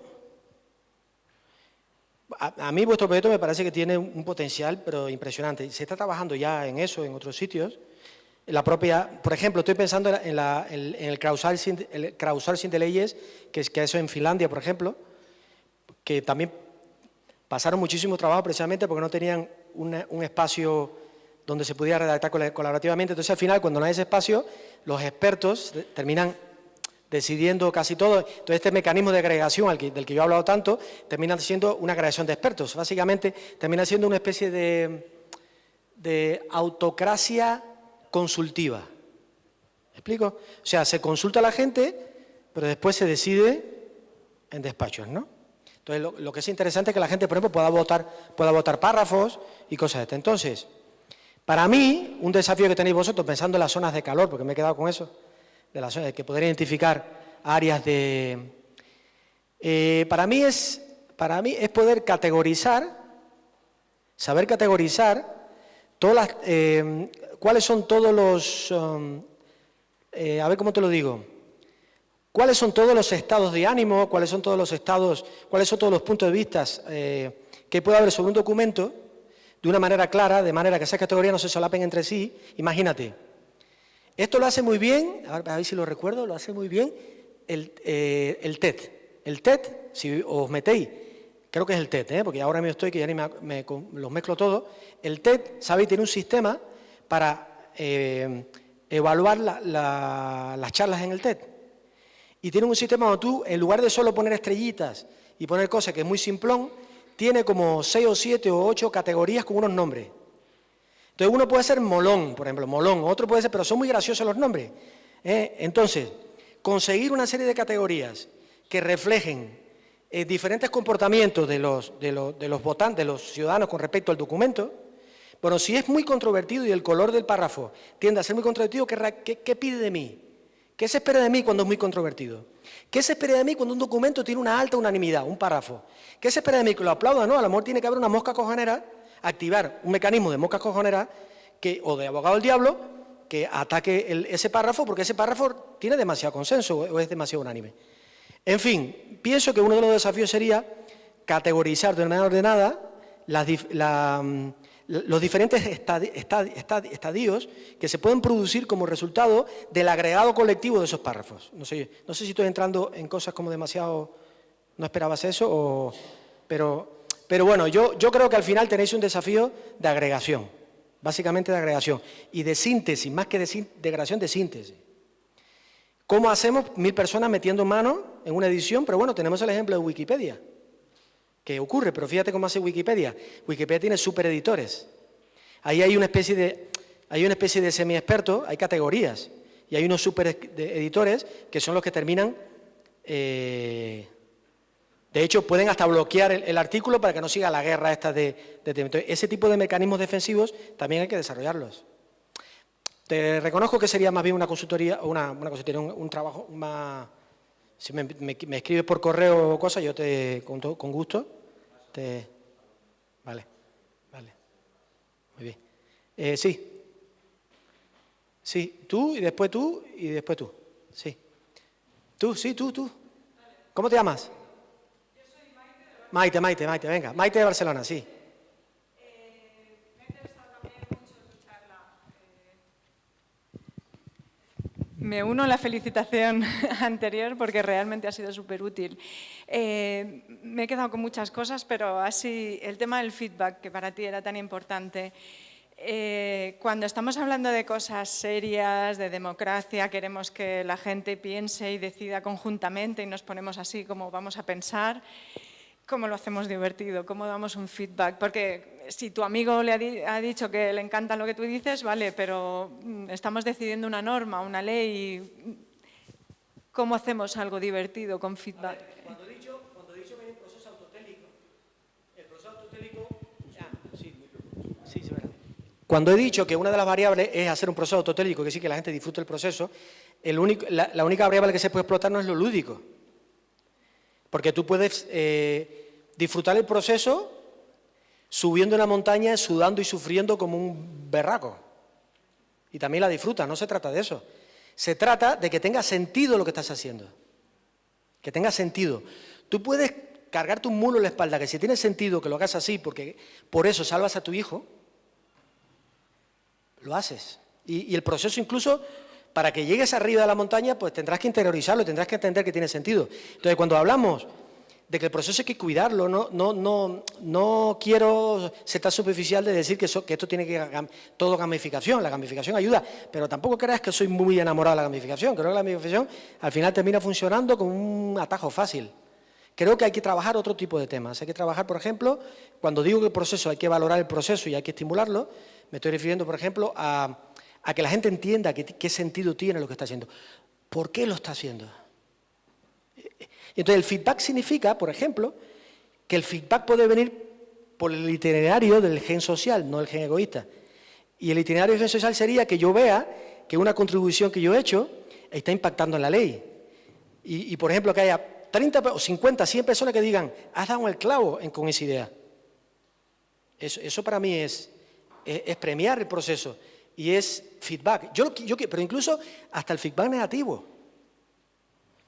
Necesitamos de los dos. ¿Cómo combinas eso con lo del ranking que decías? Quitamos la competencia, que no haya ranking. Ya. Bueno, me estás poniendo entre los típicos dilemas de diseño, en el cual, que a veces son falsos dilemas, porque hay I en vez de O, pero muchas veces son dilemas reales. Y entonces, si tú quieres introducir un sistema de gamificación de competencia, donde se hacen rankings, yo personalmente odio ese sistema. Lo que hay que hacer básicamente es sustituir la competencia entre personas por la competencia con uno mismo. ¿Se entiende la idea? Hay que sustituir el modelo de competir contra otros por un modelo de competir contra uno mismo. ¿Qué significa competir contra uno mismo? Que hay un sistema de feedback que me vea cómo yo voy mejorando, cómo voy aprendiendo. Tiene que haber que yo pueda formalizar el aprendizaje, que yo pueda medir el aprendizaje, mi aprendizaje. De modo que a mí me la refanfinfla si le estoy ganando a él. A mí lo que me entusiasma es que me estoy ganando a mí, que yo mañana soy mejor que hoy. ¿Vale? Perdón, habías tú y después tú, sí. Pero digo tú, ¿cómo te llamas? ¿Cómo te llamas? Daniel. Bueno, primero... Sí. Primero también felicitarte porque me gustó mucho la conferencia. Lo segundo, me sentí muy identificado con el tema del flow y de lo que tú decías, porque nosotros hicimos un proyecto donde lo tratamos, sobre todo en el tema de la comunicación, lo tratamos de comunicar de una manera divertida, no por las redes oficiales, porque era imposible que entendieran que podía uno comunicarse de una manera diferente. Y hicimos un proyecto bastante interesante que creció mucho más y uno comparaba las métricas de lo que pasaba en las redes sociales oficiales versus las que hacíamos nosotros haciendo cosas, digamos, un poco más disparatadas, y funcionó muchísimo mejor lo que hacíamos nosotros. Lo segundo, tú hablabas sobre el tema del liderazgo dentro de las organizaciones, los procesos que surgen de inteligencia colectiva, y veía que hay como una resistencia a esos liderazgos. Yo estoy de acuerdo. porque generalmente estos procesos de inteligencia colectiva le tienen un pavor a que más personas surjan y desarrollen esos procesos. Concretamente voy a hablar de uno que sucedió ahorita en Colombia después del plebiscito, después del proceso. Sí, ya.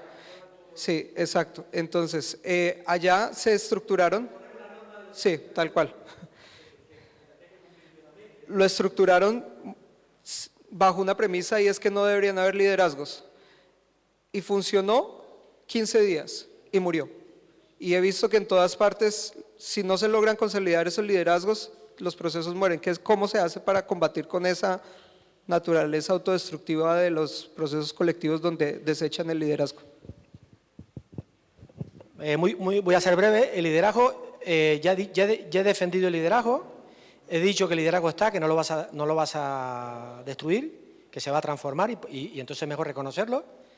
Pero lo que pasa es que tiene que ser un liderazgo diferente, no el de siempre. Tiene que ser un liderazgo distribuido, que haya varias personas. Puede ser rotativo, que es muy sano que sea rotativo, itinerante, ¿vale?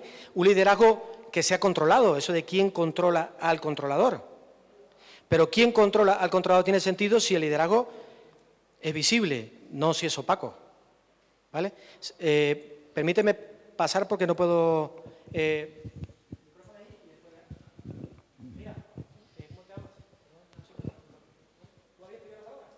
No, era para parar para que...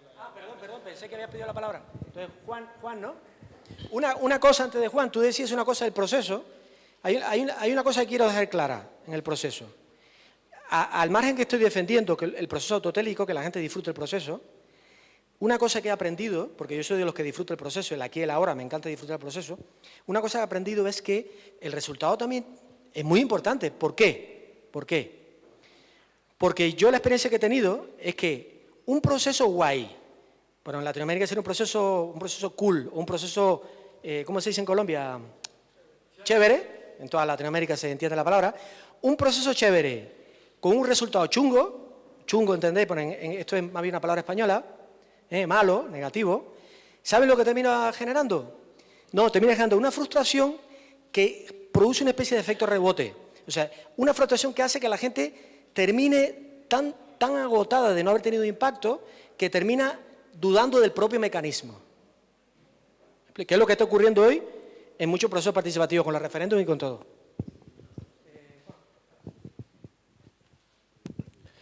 Bien, si me permite, yo te voy a hacer dos. Si quieres, pues me contestas una, la que veas. Entonces, dos cosillas. La primera, yo creo que un poco la más sencilla, a la hora de plantear plataformas para procesos participativos, y digo siempre, aunque puedan hibridarse con cosas presenciales y más, pero me refiero a plataformas digitales, ¿qué reflexión tienes acerca de si se hacen desde la institución o desde fuera de la institución? Quiero decir, no sé, en general suele haber siempre un temor, y sobre todo donde digamos, esta es la cosa más polarizada, al participar dentro de propias plataformas de la institución, a la que lógicamente tienes que identificarte, etcétera, ¿vale? Y pueden ser un freno precisamente a que entre gente que a lo mejor si, digamos, fuera una plataforma externa, pues sí que tendría, digamos... por ejemplo, vamos a hacer una plataforma de participación, bien sea mapa colaborativo o sea la combinación, cualquiera. ¿Crees que tiene impacto el que, por ejemplo, la plataforma se proponga o se plantee, se construya desde el ayuntamiento, desde una institución, o que se haga desde fuera? ¿Vale? Eso por un lado. Y por otro lado, pues, y más o menos ya has toqueteado algo, pero me gustaría que profundizaras en ese conflicto que hay entre digamos, el demos y el tecnos, ¿no? O sea, cuando tienes participando a gente que es técnica, que controla, no decir técnica, gente que sí tiene un conocimiento denso, extenso sobre la temática con respecto a la ciudadanía. Porque sí es cierto que, de lógica pues democrática, tenemos el derecho a equivocarnos, pero sobre todo en los casos que es lo que, digamos, es muy claro, incluso hay antecedentes de que, digamos, la vía elegida por el demos no es posiblemente la más eficaz, ni siquiera eficiente, ni siquiera... ¿Hasta qué punto ves tu mecanismo en ese sentido para garantizar o para favorecer lo vinculante del proceso? Y digo esto también además con el matiz de que muchas veces quien va a tener que defender eso políticamente y demás, pues lógicamente a lo mejor va a tener que defender algo lo que no cree por su propio conocimiento y que encima el fracaso de defender eso que no cree es un triunfo democrático, pero puede ser un fracaso político. Gracias. A ver si he entendido la pregunta. La primera que has hecho, ¿qué es mejor? ¿Que la plataforma sea lanzada por la institución o que la plataforma sea lanzada por iniciativa? Sería algo así, en mi terminología, ¿qué tiene más sentido? Una iniciativa, yo le llamo constituyente, porque lo constituye alguien, o una iniciativa emergente, porque sale de manera emergente, ¿no? O sea, lo constituyente o lo emergente. Pero para mí eso es un falso dilema. Creo que se pueden hacer las dos cosas. Se puede hacer proyectos constituyentes porque a veces cuando no emerge algo, alguien tiene que hacerlo. Y la institución a veces, el liderazgo consiste muchas veces en adelantarse a su tiempo. A lo mejor se adelanta a su tiempo y lanza una plataforma. Y además lo constituyente, lo interesante que tiene recursos, tiene sistematicidad, tiene gente detrás que pueda apoyar esto, como está ocurriendo ahora con Madrid Decide. Y eso es un valor, eso es bueno, pero eso no quita que pueda haber plataformas emergentes, creadas por la ciudadanía, que complementen a la constituyente, pero incluso pueden darse dos escenarios. Uno, que la emergente haga que la constituyente mejore, por una especie de competencia no escrita, o sea, no tengo el monopolio de la conversación pública, y también porque puede ser que la constituyente esté manejada, esté manipulada. Entonces, tiene la alternativa, una es y la otra que pueden terminar unificándose, uniéndose los dos proyectos. O sea, a mí, yo no tengo problema. Yo no me pondría a elegir. Quien quiera hacer una plataforma, que la haga. Y la realidad dirá si llega lejos o no llega lejos. No tengo elección. Es como lo que hablamos ahora. Si Facebook y Twitter son constituyentes y están surgiendo proyectos emergentes, pues ya veremos quién llega más lejos. Y en cuanto a la segunda pregunta que decía, he querido entender que estás hablando del famoso dilema entre el experto, la opinión del experto y la opinión del vulgo, ¿no? Es un poco... Sí, pero ¿cómo gestionarla? En el sentido de que, mire, yo que defiendo la inteligencia colectiva, que creo en la inteligencia colectiva, que creo en la sabiduría colectiva, incluso que me atrevo a decir que no puede haber 69 millones de norteamericanos estúpidos. No puede haber 69 millones de norteamericanos estúpidos. Si han elegido a Trump 69 millones de americanos porque hay unos pros y hay unos cons. Lo dijo muy bien Pierre Levy, que dijo, es que cuando no opinan igual que yo son estúpidos y cuando opinan igual que yo son inteligentes, o cuando no opinan igual que yo están mal informados. No tenemos futuro, como nos dediquemos a llamarle payaso al que ganó y a idiotas a los que le votaron. No tenemos futuro. Pensemos cuáles son las razones de fondo, qué información han manejado esos 69 millones de norteamericanos y con quién lo comparaban, cuál era la opción alternativa, que tampoco era para tirar cohetes, ¿no? Otra cosa que hubieran elegido entre Trump y Obama y hubieran elegido a Trump, ¿no? En fin, me estoy desviando, que soy el rey del off-topic, pero básicamente lo quiere decir que hay temáticas que son demasiado complejas, se han hecho estudios académicos de esto, temas que son muy complejos, que son solo para expertos.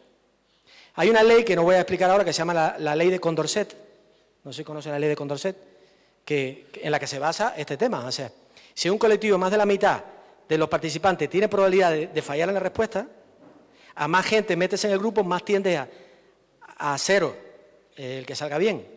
Quiere decir que hay temas muy complejos que son de expertos nada más. Mientras que hay temas, entonces ahí tú tienes que encontrar una combinación, y con esto termino, entre conocimiento experto, sería conocimiento técnico, y lo que me gusta llamar conocimiento vivencial. El conocimiento vivencial hay que meterlo en la fórmula. Es como cuando voy al médico, el médico es el experto y yo soy el cacharro donde hacen el prototipo. Lo que el médico me mande me lo tengo que meter yo en mi cuerpo, por lo tanto mi conocimiento vivencial tiene que ser tenido en cuenta en la solución. Podríamos estar hablando del dilema entre el experto pero largamente, y yo creo que no terminaríamos. Bueno, yo creo que debemos terminar. Bueno, la última pregunta, porque me estoy comiendo tiempo y no me gusta mi siguiente ponente. La última. Perdón, rápido. ¿Qué tanto has pensado también en la parte del diseño político? Porque creo que es muy importante luego con estos procesos que tienen que compaginarse o de cierta manera engranarse con procesos políticos externos que tienen una cierta lógica y una cierta temporalidad, que desgraciadamente siento que la participación colectiva no va a esa temporalidad y es un problema. Y no solamente eso, sino al final, como dices, se pueden hacer todas estas plataformas y salen resultados muy interesantes, pero luego, como en el caso de Finlandia y de Islandia, el Parlamento lo tira abajo. Entonces, ¿qué hacer para que se pueda dar seguimiento a toda esta inteligencia colectiva que estamos intentando de alguna manera hacer adelante y que no lo tiren al final los legisladores? Si el Parlamento lo tira abajo, igual, y es que esto lo aplico yo soy en esto talibán, o sea, soy talibán, yo creo en que la gente sabe lo que elige, que le puede faltar información, que la decisión es emocional en vez de racional. Yo creo en las personas, si no creo en las personas, mira, no me dedico a lo que me dedico. Lo esencial aquí es empezar creyendo en las personas. Y si las personas no votan o no deciden lo que tú crees que es mejor, puede haber dos escenarios. Uno, o que tú estés equivocado, o otro que básicamente no has sido suficientemente capaz de convencer al otro. O sea, el error al final, en parte, sí, yo prefiero seguir pensando que es mío y que yo tengo que seguir trabajando. Entonces, esto tiene que ver con tu pregunta. Con tu pregunta es, si el Parlamento lo echa abajo, algo tendremos que hacer. Si ese Parlamento lo eligen los ciudadanos. De momento, en las democracias, que son democracias, como en Europa, por lo menos, ese Parlamento lo eligen los ciudadanos. Y si ese Parlamento decide lo que decide, podemos cuestionar lo que tú quieras de ese Parlamento. Podemos cuestionar el diseño político o si la forma de elegir los parlamentos es correcta o no. Y si son incorrectas, pues habrá que luchar. Habrá que hacer acción política colectiva. Y esa acción política colectiva es emergente, no es constituyente. La creamos nosotros. Y cuando no hay partidos que organicen eso, lo tiene que hacer la gente, el movimiento 15M. Entonces, cuando hay un desfase en el funnel, entre el hueco pequeño que es el Parlamento, por donde pasa la elección final y ahí se atasca, tiene que haber una respuesta democrática de los ciudadanos y esa democracia, entonces tenemos que articular espacios donde podamos construir esa respuesta ciudadana, pero una respuesta en positivo, no en negativo. Es que nos desgastamos criticando y no construimos, es más fácil destruir que crear. Entonces tenemos que centrarnos en crear. Alguien decía, la mejor manera de tumbar algo es hacer algo que demuestre que es manifiestamente mejor. No sé si me explico. Ya. No sé, es que no. Por eso es que... Bueno, ¿alguien que cierre esto, Bernardo? Toma. Oye, yo no me dicen nada, yo sigo. Bueno, muchas gracias. Realmente tenemos una ponencia más. Un aplauso, por favor. Y esta conversación puede seguir después con una cervecita, en fin, que es un poco el espíritu de esta convocatoria. Un placer presentar a Heather March. Ella trabaja y de hecho está siguiendo muy de cerca toda la oleada de revueltas interconectadas desde el 15M, Primavera Árabe, Occupy. También ha sido editora de Wikileaks y tiene algunos libros muy vinculando procesos emergentes, bottom-up, de revueltas interconectadas. Entonces me parece un súper placer y un lujo tenerla acá en Madrid. Y bueno, pues os dejo con ella, que vamos un pelín atrasados. So welcome to Madrid. So feel at home. And okay, it's on you. Thank you. Hi. I'm not used to these at all. No mic check. Okay, is this the right volume? Yes, at the back? Okay, so I am Heather Marsh. I am a writer and a programmer, and I've worked for many, many years in local activism and mass collaboration and mass communication. From 2010 to 2012, I worked I was the administrator and the editor-in-chief of the WikiLeaks news site, WikiLeaks Central. And there I was trying to create knowledge repositories of the information that we received, tie it to current news, and create action based on that news. Because news without action is just voyeurism, and action without properly audited information leads to a very easily manipulated public. So I was trying to put the two in one place. And in 2012, I moved more onto social media collaboration. And I wrote a first book called Binding Chaos about all the problems that I had seen working with WikiLeaks and Anonymous and Occupy and M15 and all the movements of the few years prior. And we all seem to keep coming up against these same issues regarding consensus and direct democracy and collaboration. And the more I worked on more projects, the more it seemed that we as societies, we had been butting our heads for millennia against these same issues, which really come down to trying to find a balance between personal autonomy, diversity, and society, which is the title of my next book. And along the way, I was thinking about what sort of tools we would need in order to achieve this balance. And the primary one I've been working on is a universal database and trust network called GetG. So today what I'd like to do is talk a little bit about some of the ideas from Binding Chaos and a little bit from Autonomy, Diversity, Society, which will hopefully help when we're thinking about creating tools for mass collaboration. And the focus is on creating a balance between the personal autonomy of the people doing the work and diversity of solutions, but allowing the participation of the whole society. So how many people here have heard of a technological singularity? Everybody? A technological singularity is something IT people and science fiction writers love to talk about. The idea is that we will reach a point, or we've already reached a point, where technology will become so advanced, it will be beyond the scope of human understanding, and artificial intelligence will be just programming itself in a Skynet sort of world.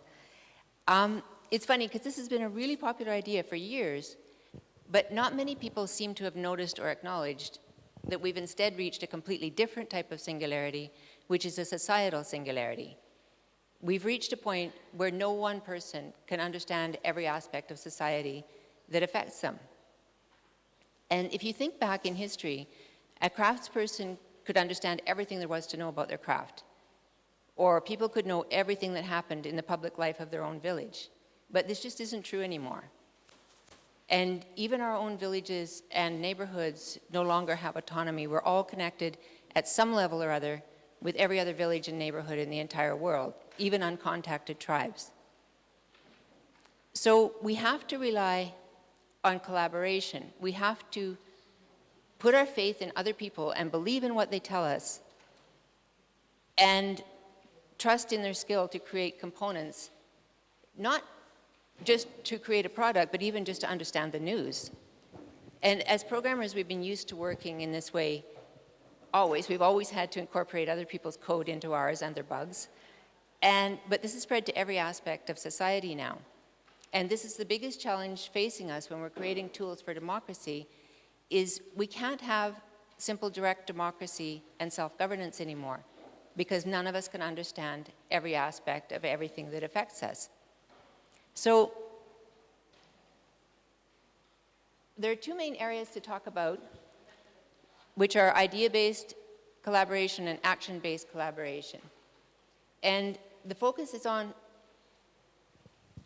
the idea, the challenge in a societal singularity is how to allow all people to communicate, but still be able to filter signal from noise, and how to allow everybody their democratic choice, but still retain worker autonomy. So let's look at action-based collaboration. Excuse me. The action-based model that has become almost ubiquitous in corporate collaboration is this competitive hierarchical model. And most of us are all too familiar with this. The typical response to any situation which requires an action is to create a noun in the form of an official organization or government body or an official person. And then the focus remains on the personalities and the organization instead of the action itself. And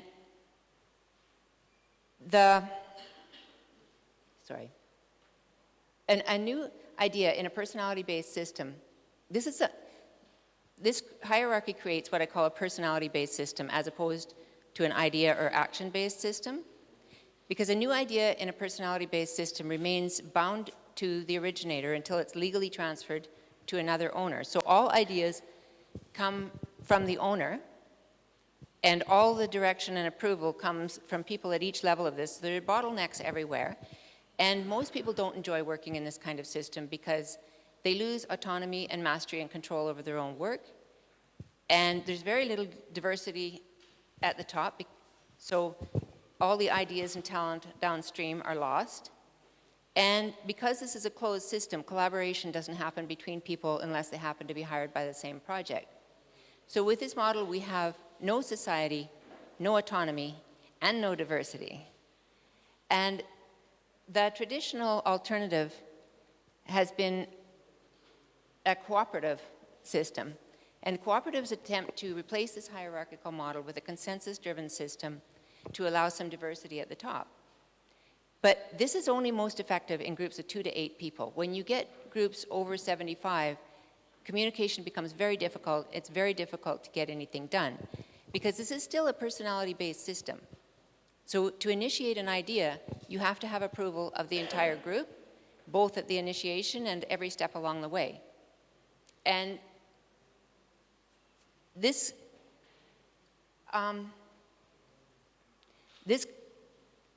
all your resources in communication in a cooperative system are spent on communication or persuasion, and the entire thing can be derailed by a power struggle. And this can be really dominated by extroverted personalities who try to control the work of others and are very justly resented by those doing the work.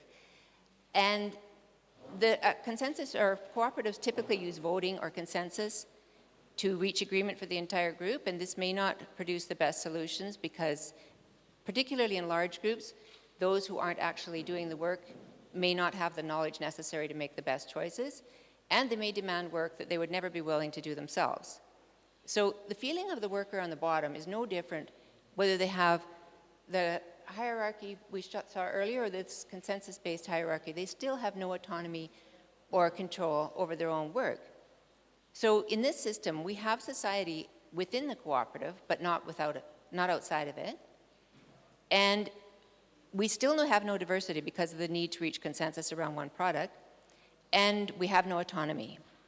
So this is not to say in any way that consensus or cooperatives are bad, because they're actually the most comfortable way we have of working in small groups where we share a goal and the personalities are compatible.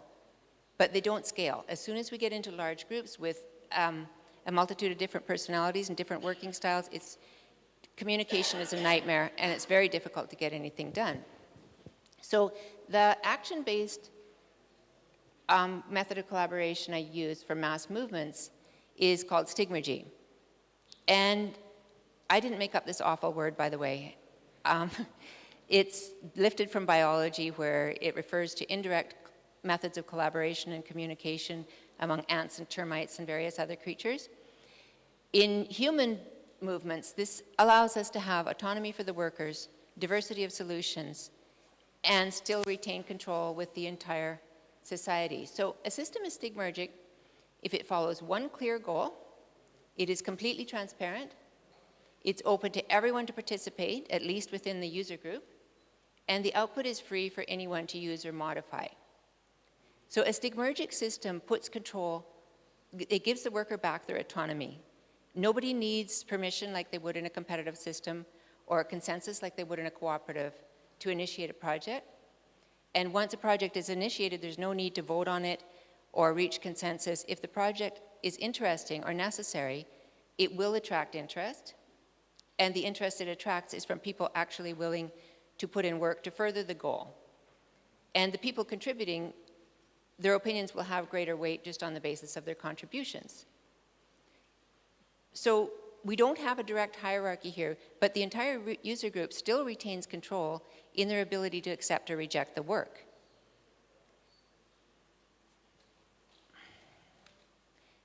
So workers are free to create regardless of acceptance or rejection, because to leave drastically innovative ideas are never receive instant mainstream acceptance.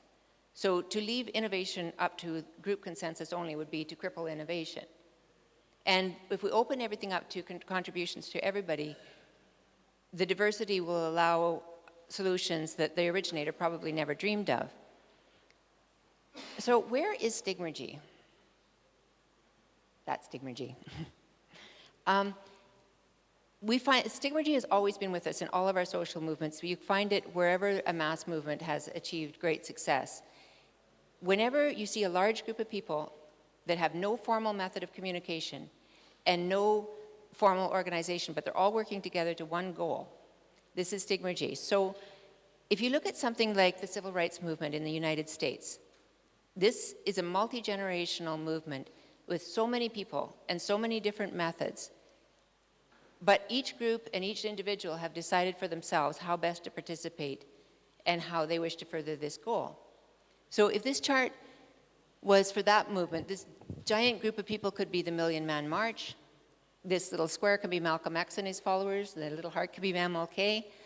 And in the middle, all by themselves, is Ruby Bridges or Rosa Parks. None of these people had to formally communicate or reach consensus on anything, but they're all working towards the same goal, and they're all more or less aware of each other's activity.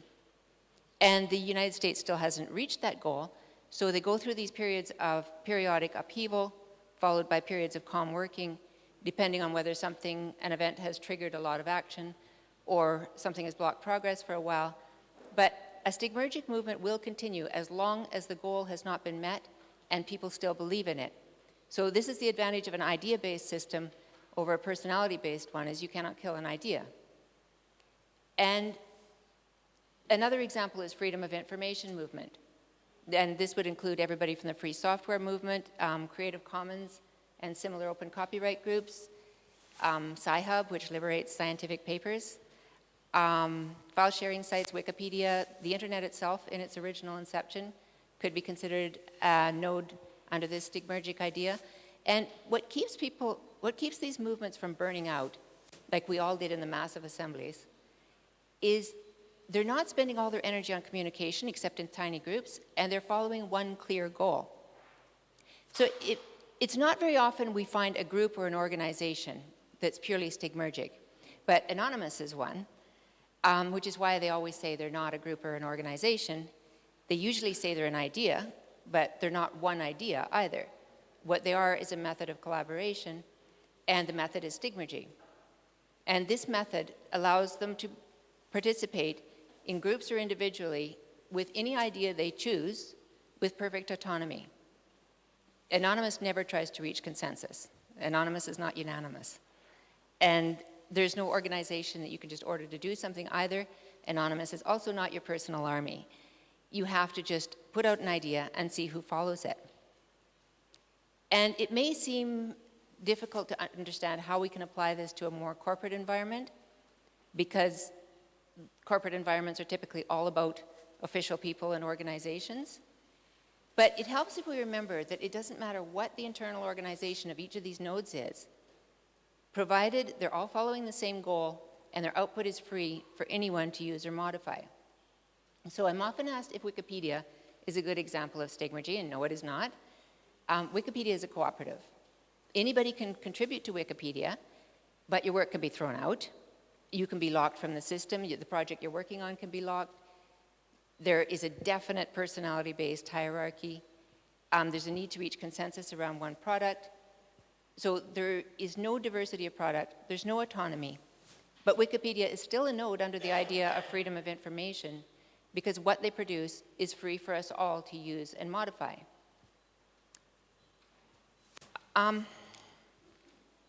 So a corporate organization can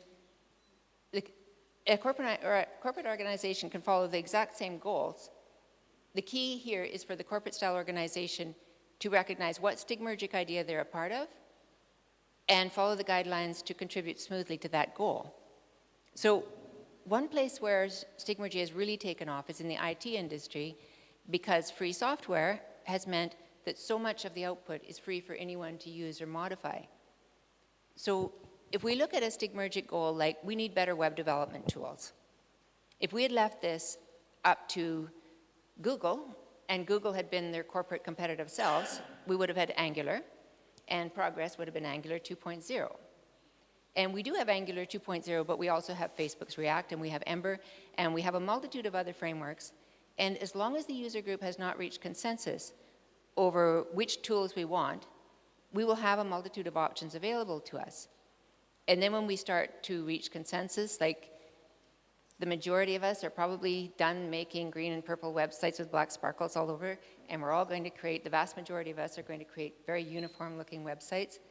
And we start to reach consensus around something like Twitter's Bootstrap, and then something comes in like Google's Material Design, and we all start hacking away on that again. The same periods of upheaval and then calm working are apparent in corporate stigmergy as in social stigmergy. In this case, HTML5 and ES6 stimulated a rush in web development. But this, obviously, this example of corporate stigmergy leaves a lot to be desired. When you have players like Facebook and Google and Twitter, there are many issues like who gets paid. Obviously, Google employees get paid, free software programmers not so much. We can't possibly compete with their massive user groups and their massive development team budget.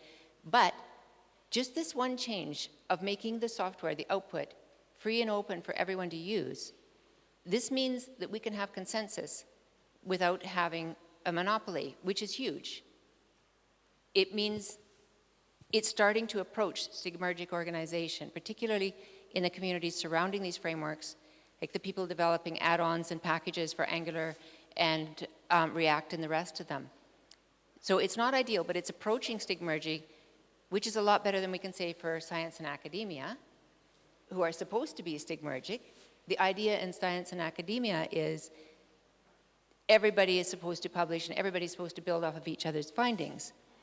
But because their work is not accessible and it's not open copyright, it's very frequently corporate IP property, and because they do not welcome or reward participation from the outside, they're very far from stigmergic, and their progress is not nearly what it ought to be. If we look back at these, the last 3 of the 4 points to be a stigmergic organization do not apply to science and academia. So they have a very long way to go before they're going to start acting as an epistemic community for us all. Which brings us to idea-based collaboration. So we've been talking about stigmergy, which is action-based collaboration which follows an idea. But what if we just want to collaborate on ideas themselves? What if we want to build a knowledge repository or find some verified information about something? If you look back again at the 2010-2011 movements, like M15 and Occupy and the rest of them, they were great at action-based stigmergy, action-based collaboration, particularly when they used stigmergy. But they really struggled with idea-based collaboration, like setting goals.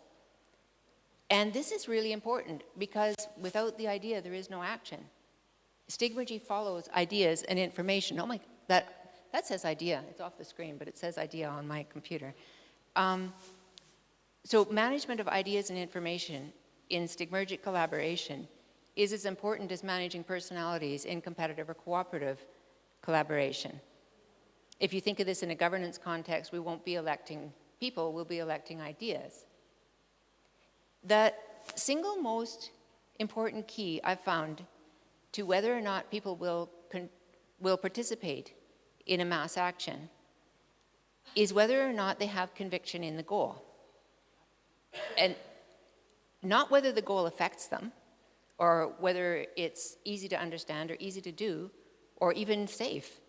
I have created many actions where the audience was completely removed from the people affected, or it was very difficult, the action was dangerous, or it was very difficult to understand or even believe at first, and none of this mattered. The only thing that mattered is if they had conviction in the goals.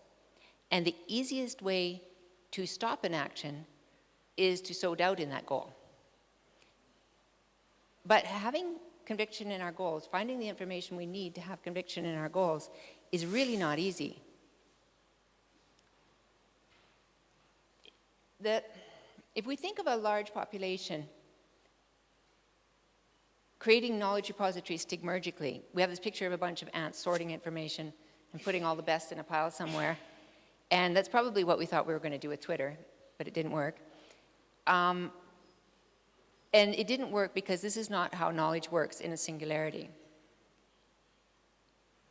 So this is why a horizontal movement can't just do that, particularly not a really personality-dominated horizontal movement like Occupy, or any kind of direct democracy that starts from the premise of all voices being equal, because this goes back to what I said about a societal singularity. We don't all know everything about every aspect of society that affects us, and we can't, and we don't want to, because we may not have the time, we may not have the interest. So we have to stop berating voters for not spending all of their time studying about everything that affects them, because it's not possible for us all to know all this, and it's not fun. There's got to be a better solution than that. So I love this chart because it shows exactly why we need concentric circles in a democracy. This little chasm between the innovation of ideas and their acceptance by the wider public, this is where gatekeepers and demagogues lie in wait to control ideas before they reach the public, like little trolls under the bridge. And this is why we need knowledge bridges, because very few ideas can make it across this chasm on their own. So if we think about recent examples of elite working groups creating solutions to have them rejected by the wider public, like Brexit in the UK or the Colombia peace deal, it was because of a failure of the working groups to establish effective knowledge bridges between themselves and the public. The public did not see or trust that their concerns were being responded to. They did not see or understand or trust the decision-making process. UK voters said repeatedly that they were sick of being lied to by their experts in the media. So when the public loses trust in those who are supposed to be their experts, like their politicians, or those who are supposed to be their knowledge bridges, like their media, they will lose trust in any stigmergic goal these people present to them, and they will derail it, like I said earlier. And, sorry. This is also apparent in most elections that I've seen lately. There's just demagogues and hyperbole on both sides. There's no process of trying to reconcile the issues with the public or trying to create a knowledge repository full of verified information that the people can trust. And in fact, there seems to actually be more often an attempt to confuse and immobilize the public and just try and get them to vote against whoever they see as the member of the establishment that has lost the most trust. So the politicians are not presenting a solution that the people can believe in. They're trying to sow this distrust and get them to attack the member of establishment instead. And you may have seen an awful lot of people lately blaming the state of low information on social media, and they're partially correct, but corporate media certainly doesn't get a free pass either. Most of our tools for communication simulate direct democracy. So they look for the most popular information, the most retweets, and the most readers. But not only is the most popular information not the most innovative and not the most expert, the two are mutually exclusive. Popular information is riding the peak of this wave of socially acceptable opinion. So these are not new ideas by definition, and they are not ideas that can only be understood by those with an expert level of knowledge, also by definition. But this is why we have started to elect politicians on the basis of their tweets, and this is why we have politicians like Donald Trump who speaks at a grade 3 level.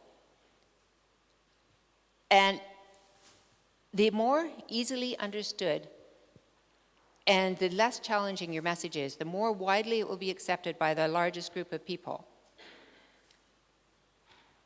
So this is exactly what direct democracy and representative and liquid democracy do. So of course, this is what all of our tools for democracy have been doing as well.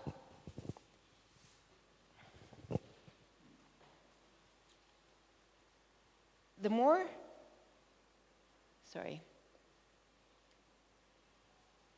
an age that amplifies the most easily understood information, as we do, will be an age of demagogues as we are.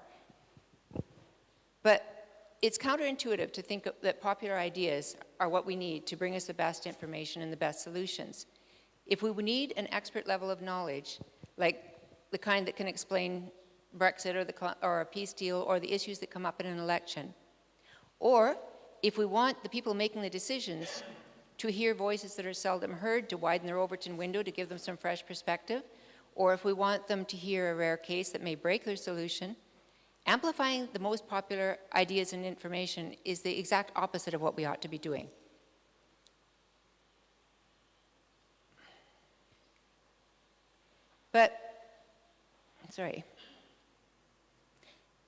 So we have these tools that simulate direct democracy. We have tools that are very useful for finding out what the public's opinions are. We have tools that are very useful for coming to consensus. But we need to go to where opinions are formed. Opinions are formed based on information. And we need to create nuanced, detailed, diverse information that the public can trust before we form our opinions and long before we measure them. So,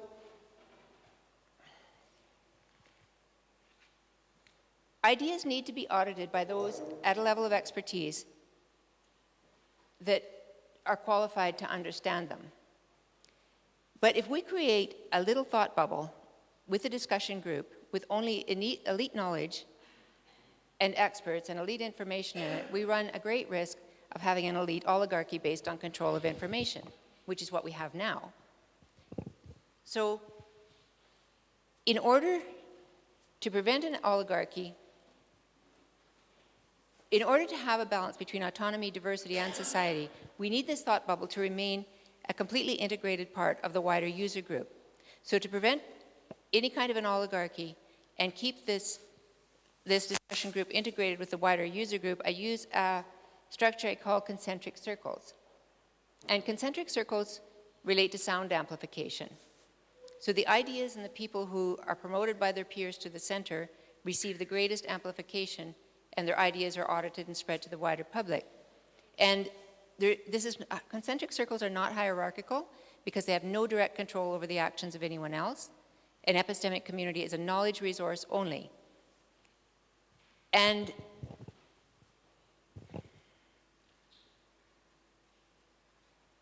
as in stigmergy, votes in concentric circles are very frequently replaced by actions. If this little drop of water doesn't receive any amplification, it's just an idea that'll go nowhere.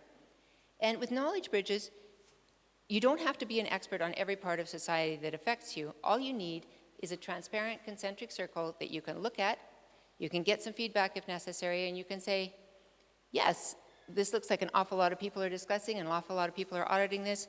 I trust that they know what they're doing. Or not. If not, everyone can see the work of the experts in the center, either directly or through the auditing of the peer review. And the concentric circles can create experts as people gain information and expertise and reputation and are promoted to the center.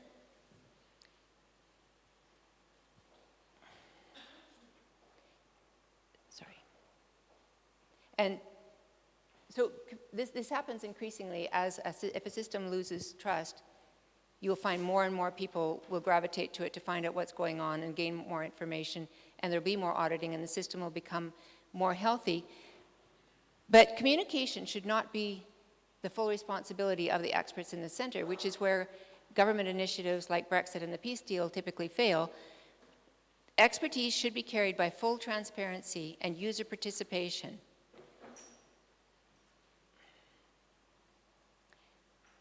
And the epistemic community in the center should not be open to attacks from completely uninformed users and demagogues. The people who promoted them to the center should also educate and amplify their findings to the outer circles, and the concerns of the user community, where the user community finds those concerns valid, they will be amplified back to the epistemic community. So the epistemic community has a quiet place to work, which they need for their discussions at a greater than novice level, but it's a fluid and permeable process of acceptance instead of a binary vote after the fact. So if this type of thing sounds really familiar, it's because this is exactly how we do things in open source communities. In open source software, the code is free and open for anybody to read, and even if the end user can't read it, they can still read the reviews by other programmers who have read and audited the code. They can look at the bug reports. Any bugs that affect the community will be instantly broadcast to the whole community and amplified by the media, as we've seen many times. And the knowledge bridges will help, those with greater expertise will help those at a more novice level, and increasingly this is how people are learning to code.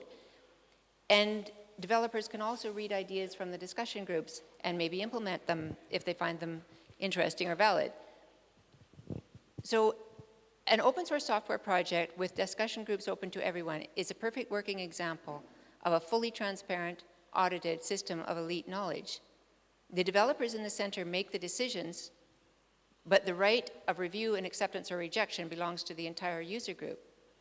And if the developers don't listen to their user group, then, and if another development team is willing, they can fork the project and modify the code to meet the requirements of the users, which means you can only be opposed by another completely transparent, fully audited, working solution. You can't just be attacked by demagogues and rhetoric. The user group will have 2 or more working solutions that are fully transparent with knowledge bridges, fully audited, to choose from, not just a binary vote for or against some expert solution with demagogues and rhetoric on both sides. So this forking brings us to this last most important part of concentric circles, which is the information is free for everyone to use and modify.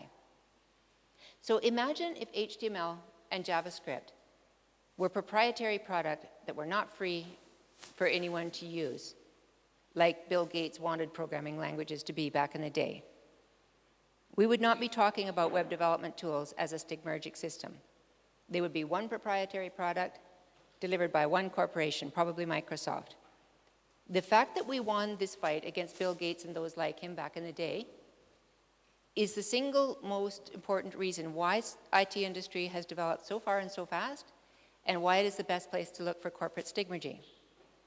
So imagine if we had this same freedom to use and modify the output from other industries, like pharmaceuticals, for instance, which Bill Gates is currently pushing oppressive IP laws for. Intellectual property in a stigmergic system is like an ant that finds food but refuses to leave any pheromones for anyone else to find it, or actually blocks the trail, which is such a ridiculous idea, I can't even think of a stigmergic example for it. Ownership of information is in complete opposition to stigmergy, which is to say it's in complete opposition to finding the best solution, to rapid progress, and to democracy.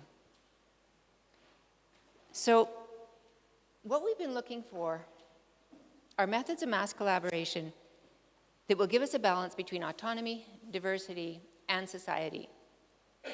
We want to allow full autonomy for the workers so that we can benefit from all of their ideas and talents. We want to allow as many diverse solutions as people are inspired to try for each problem. And then we want to allow the user group the ability to easily make an informed choice over which choice is best for them, as is their right in a democracy. And the methods we use are stigmergy, which we use for action-based collaboration, and concentric circles, which we use to audit, teach, and amplify information. And the best part about stigmergy and concentric circles is your work doesn't get wasted. It's easy, if you come to something like this, it's easy to feel like you're in a competition and your success or failure is tied up with the success or failure of the project you're working on or the working group around it. But even if you're organized completely differently, internally, if you follow the guidelines for stigmergic organization, then you will still be contributing to the same idea we're all working towards. So for the next 2 weeks, our idea is, let's build better tools for democracy, I think, right? Is that right? So if you follow these ideas, if everybody is free to contribute to your project and you to theirs, if you contribute to the epistemic community of ideas, if you act as a knowledge bridge to those trying to learn, and most of all, if your code is open and free, then you will still be contributing to the ecosystem around this stigmergic idea. So I'm not sure how long I have left, but hopefully there's lots of time for questions. Is there? Yes? Yay. So that can just stay up there. Does anybody have any questions, please? Questions. Thank you.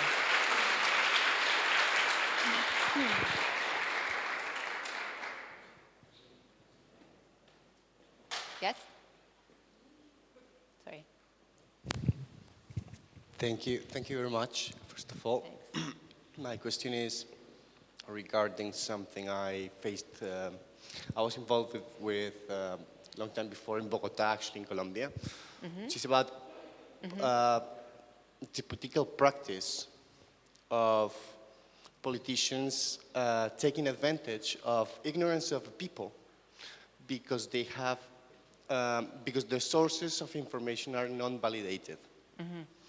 So it's very similar, but I guess in a way is opposed to what you're saying, but it flows with the same stream in a way, because they're happy because the voters do not need to ponder on anything they're saying because this is just as, I mean, poor people, poor voters, let's say a sector of population, they just need to, they cannot validate whether what this candidate or the media is saying because they don't have access to the top. They don't have that kind of time either. And no time, exactly. They have to survive. Yes. And there's no access to this center. So in that sense, the political process has been, feeding from the same. Bringing, this will be a great way to see how to break up with this practice. So, I just wanted to do something, to say that, and if you could maybe elaborate a little bit on this. I don't know, you have. Sorry, can I have that again in one sentence? Elaborate on which? Which part of it? We agree. Maybe we're agreeing. Yes. Yeah, so thank you. Okay. Hi, thank you very much. I just wanted you to tell us what happens with when an idea comes together with a person. For example, you have WikiLeaks, which is attached to. I knew I wasn't going to get out of here without that question. I mean, sometimes it's easy to get to the people when you attach the idea to a person, and so don't do that. Yeah, well, I mean, it's opposite to the things that you're saying, but it's how, in a way, things works now, because it's easy to simplify your way of thoughts just by identifying yourself with someone else. So it's not only about idea. It's like, I wanted to be like this man or this woman, so I attach to their ideas. So it's really difficult. I understand your point of that if you follow a goal instead of a person, then it's less distortion. But sometimes it's far more easy to attach an idea to a person than sell the person. Absolutely. How are you going to break that, what I will say, animal tendency or genetical tendency to follow an idea attached to a person? How are you going to break that? How do you think that can be break? Thank you. I don't know that it's our natural animal tendency, because if you look back, definitely it has been for thousands of years. But I think we took a wrong turn there way a long time ago. And I see stigmergy, people following ideas for as long as we've existed, millions of years. Like, we've always done this, mass migrations, all our evolution, development of anything like pottery, anything, it's all stigmergy. But this idea of following a person, it's the great man thing. And it comes more with when we started creating hierarchical structures. And if we create different types of structures that aren't based on hierarchy, it's very, very much a relearning process. Because not only have we been following these hierarchical structures since we started civilizations, but we've also been trapped in a sort of representative democracy thing for a very long time, which means, oh, who do we vote for to get this to happen? Always, right? So we have this sort of very lazy idea that we can just vote for a messiah and our world will be great. And there's many other things. I mean, the media, I blame the media an awful lot for creating these great man type of figures. And I blame myself and many others of us, especially those of us that came out of the movements of the last several years. We had this idea that we don't take credit. None of us take credit for our own work because that's not how we do. We're all working together. And this is true of so many of the movements that I've worked with. But here's the thing I learned. Credit unclaimed does not disperse. If you do something and you leave it there, it doesn't disperse. Somebody will pick it up and use it for their own glorification. And then you have these demagogues that represent huge movements that very frequently they had this is another thing, very frequently they had very little to do with, because if we look back at that chart for ideas and acceptance, you know who's at the peak of that wave. It's not the people who are doing the innovation and the things at the beginning. Those aren't the people who receive mass acceptance, which is why we never have intelligent politicians either. Our politicians are just a little bit more intelligent than average. Because if they were more than that, there would be too much of a divide. So this whole idea of a great man, that maybe that worked way back when we had a family or a tribe and we had one person that was the greatest warrior or something. But we're beyond that. Like in a societal singularity, the people where the ideas are coming from are not people who will achieve instant mainstream acceptance because their ideas will not be understood. Did that answer that or avoid that question very well? You had a question, yes? Hello. Hi. I found the ideas that you presented really fascinating. Thank you. So thanks for that. But I have some kind of concerns around structure and context. Firstly, I mean, what if opinions aren't based on information? What about all the other kind of layers that form people's ideas in the first place? Kind of values, identity, political and historical context. And that leads on to my kind of thinking about the structure and context in which these stigmergic sort of mass movements have emerged. Because my understanding from kind of the research on populism is that that sort of strong man thing kind of succeeds when there are moments, or at least a construction of crisis and alienation and mistrust. And it requires that kind of context in order for those leaders to succeed. So I wondered if you could say something about how relevant kind of broader context is to these stigmergic events. Completely.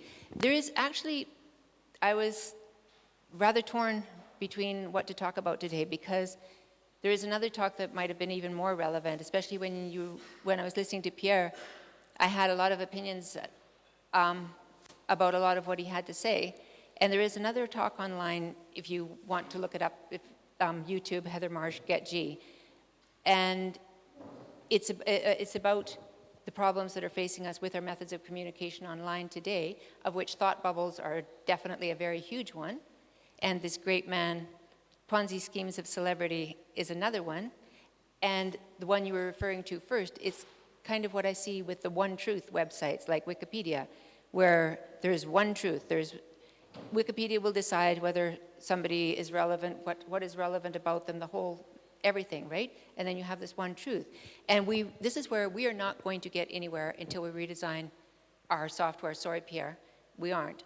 Because we need to go down past the software and collaborate in a way that allows a diversity of opinions, not one truth, in a way that gets rid of these celebrity Ponzi schemes where the only way you get famous is by getting famous people to retweet you, so they just reinforce each other all the way up.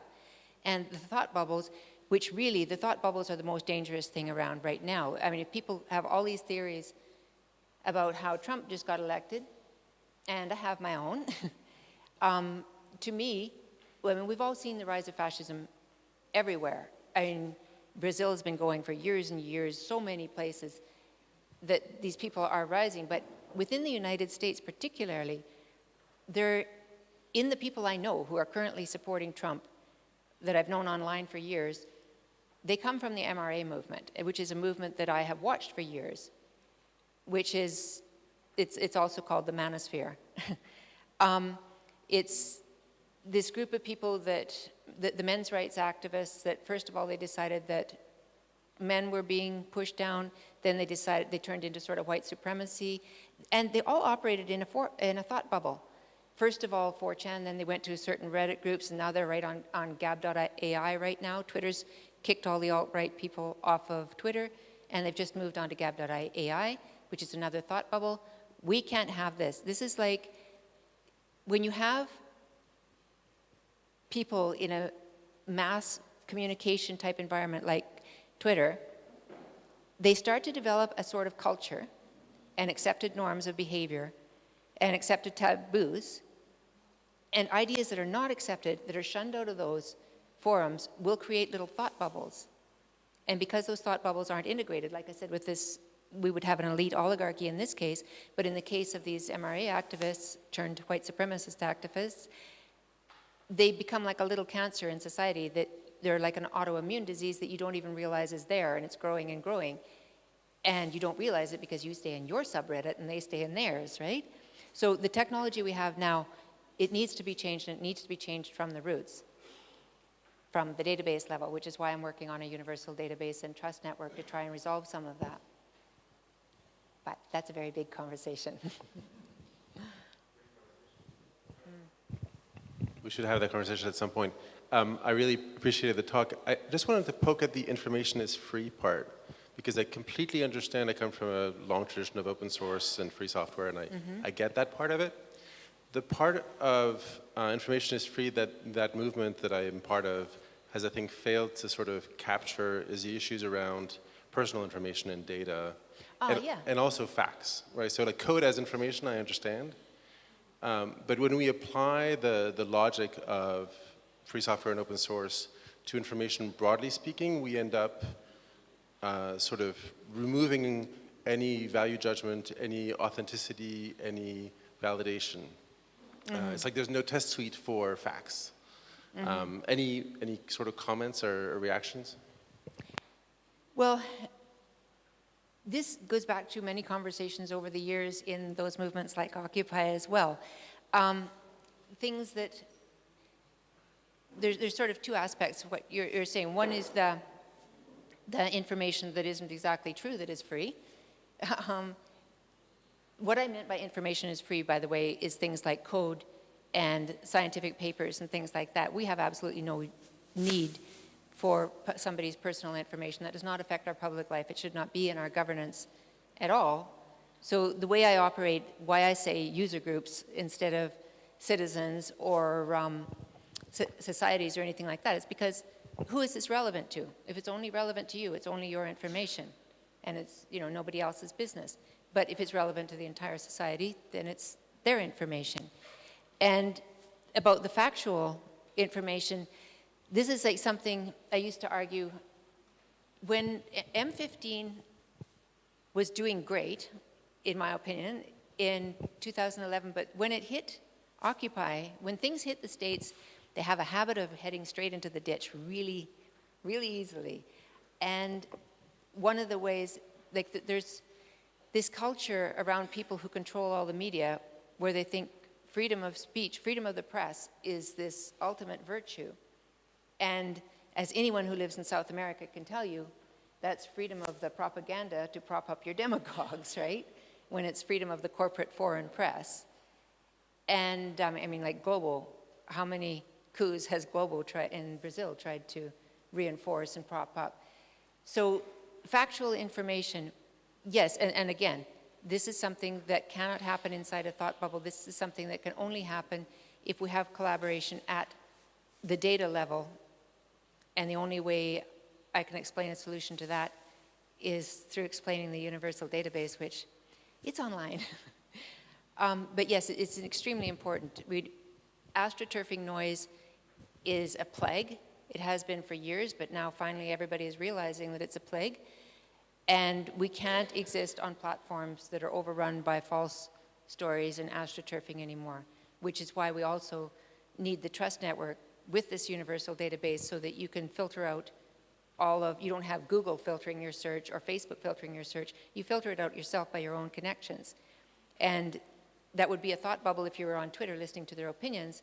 But if you're looking for fact-based information, like a more Wikipedia-style resource, if this isn't within 4 or 5 degrees of trust of you, it's definitely spam. Did that answer it all? Sure. Okay. Aquí. Hi. Hello. I would like to give you an example about something that happens here in Spain after 15M and is related with a political party called Podemos. And there was a time when there was a structure that was called circle, okay? And it was like the smallest piece of organization that people could create inside the party, but it was like an emerging way of creating it. There was no order to make it. There was no statutes in the party. So people start to create cycles in a free way, and it reminds me the stick-merge method. Because well, it's not a method, it's like something that happens like uncontrolled. And what happened is that everyone with interest in whatever, for example, people interested in economics create economic cycle, people interested in culture create the culture cycle, but even smaller things like more concrete things, they create a cycle around that. Also cycles around geographically related to a town, related to a city, or maybe more than one in different neighborhoods, cycles in different neighborhoods. So we have like a rainbow of cycles of whatever. So it was like some cycles, they work fine and they get like, for example, many followers on social media because there were cycles like creating good contents. And it was like the philosophy also stick-merge because they like, they work fine, so they go ahead. So I think it's the same idea. And other cycles, they were just like isolated and they were just like in the sea of cycles with no entity. But then the hierarchical structure came, and decide which are the certified cycles here. So we're going to create a method to certified cycles, and then all this magic related with the stick-merge ends up completely, and we had a structure of a classical party. So it was like what happened and what I'm wondering is how we could. How this, I don't mean we because I want to study like from outside, but how this organization, imagine that we have a new party and we have also the same dynamic, how we can like surf this wave of a stick-merge to finally concrete a different structure that could be, for example, a political party, because finally a political party has to decide what things they're gonna go inside a program, for elections, for running to the elections.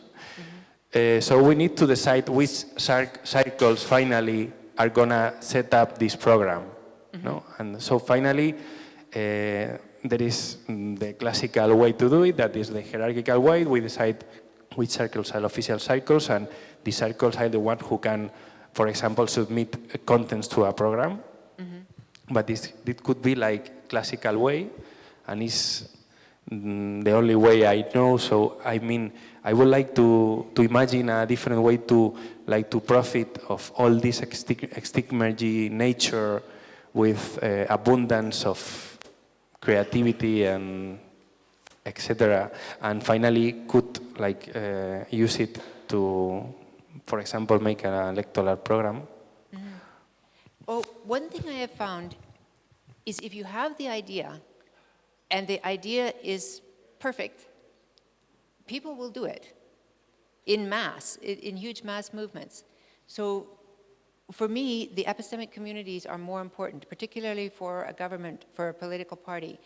And what I would do is create a shadow cabinet of mock ministries. Like if you have a Ministry of Health, a Ministry of Education, a Ministry of everything in your government, you create those in the public, like a shadow cabinet for the public, where you promote your own experts who you think should be making the decisions for the health in your country, and you create your own epistemic community and your own concentric circle, and then you push the Ministry of Health, the real one, whoever's elected, whether it's you or somebody else, even if you have no MPs or no politicians elected, you still create these shadow ministries of who the people decided are the experts they want to listen to, these concentric circles.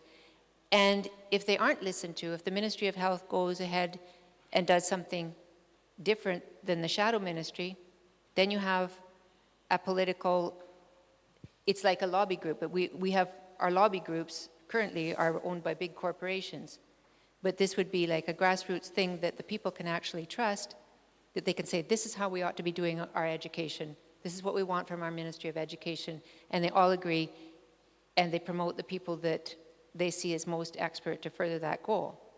So for me, more than getting politicians elected, I'm more interested in pushing their direction, which means to create the shadow ministries instead, like an opposition party would. Does that make sense? No? Yes, but I Yes, but it's think not maybe right. I'm asking for a You're asking very for difficult problem. For Podemos? No, I mean that I know that my question could be like maybe impossible to answer. I mean that like having a, you said, okay, I prefer not working in a party, but my question was related to Your question how was to you work need a in a working concrete party. organization with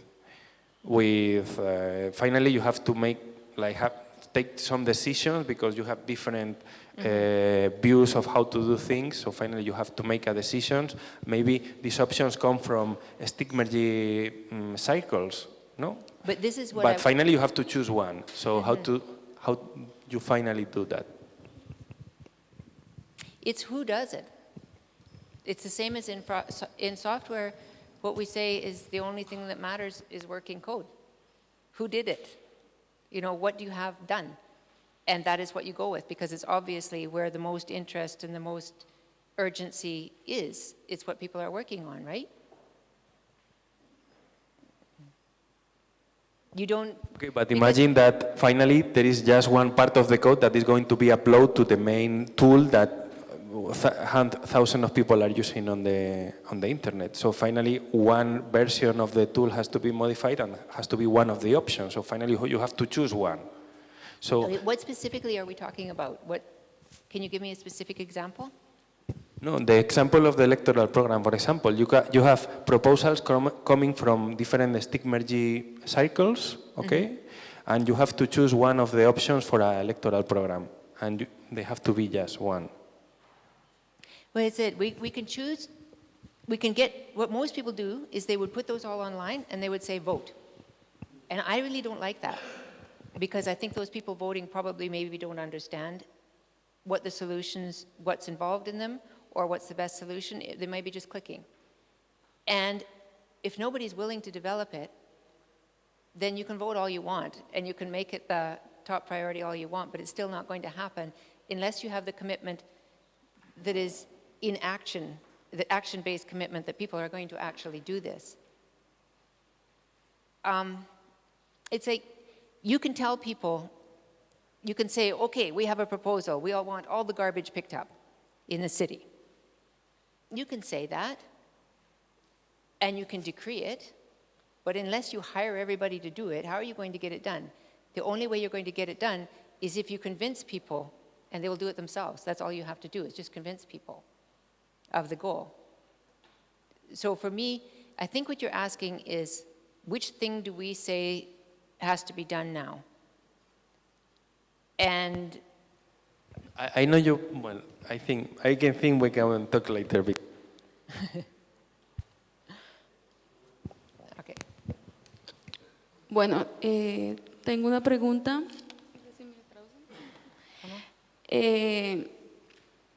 Bueno, con todo esto que pasó en Colombia, el proceso de paz, y pues de todo lo que se viene hablando, más que todo es las decisiones desinformadas que se toman y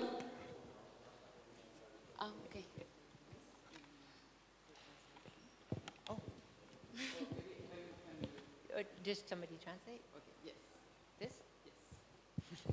Then I can't hear you.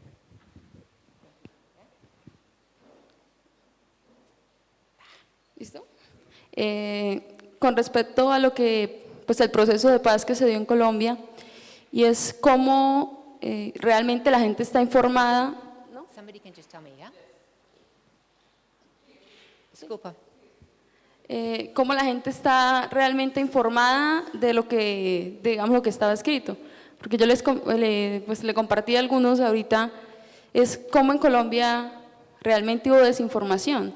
Las iglesias, por ejemplo, las iglesias cristianas le decían a la gente que si votaban que sí al acuerdo, si ellos llegaban a tener un hijo o una hija, tenían que esperar a que llegara a 10 años para que él decidiera si quería ser hombre o mujer. Porque con el tema del enfoque diferencial lo tomaron por ahí y lo que hicieron fue desinformar a muchos sectores diciendo que eso era lo que iba a pasar, y eso era una de las cosas que estaba sonando por todos lados, cuando eso nunca se habló en el acuerdo. También se hablaba mucho del castrochavismo que iba a invadir al país, cuando jamás estuvo el modelo económico en la discusión. Entonces, todo ese tipo de cosas hizo que ese proceso de paz pues le dijeran que no al acuerdo, porque en ese momento pues ya hay un nuevo acuerdo, que se hicieron ajustes y que realmente la gente a veces no entendía, porque hablaban de impunidad y después pues quienes decían que no salieron diciendo que querían alivio judicial para militares y paramilitares que ya hicieron un proceso de paz en el país. Entonces, digamos que en esa medida, ¿cómo se podría realmente informar con tanto medio de comunicación, haciendo mella y diciendo mentiras al país, que incluso pues algunos defensores de derechos humanos denunciaron esto por fraude al sufragante, pues que es un delito también en el país? Entonces, esa es como la pregunta. Okay, I need help.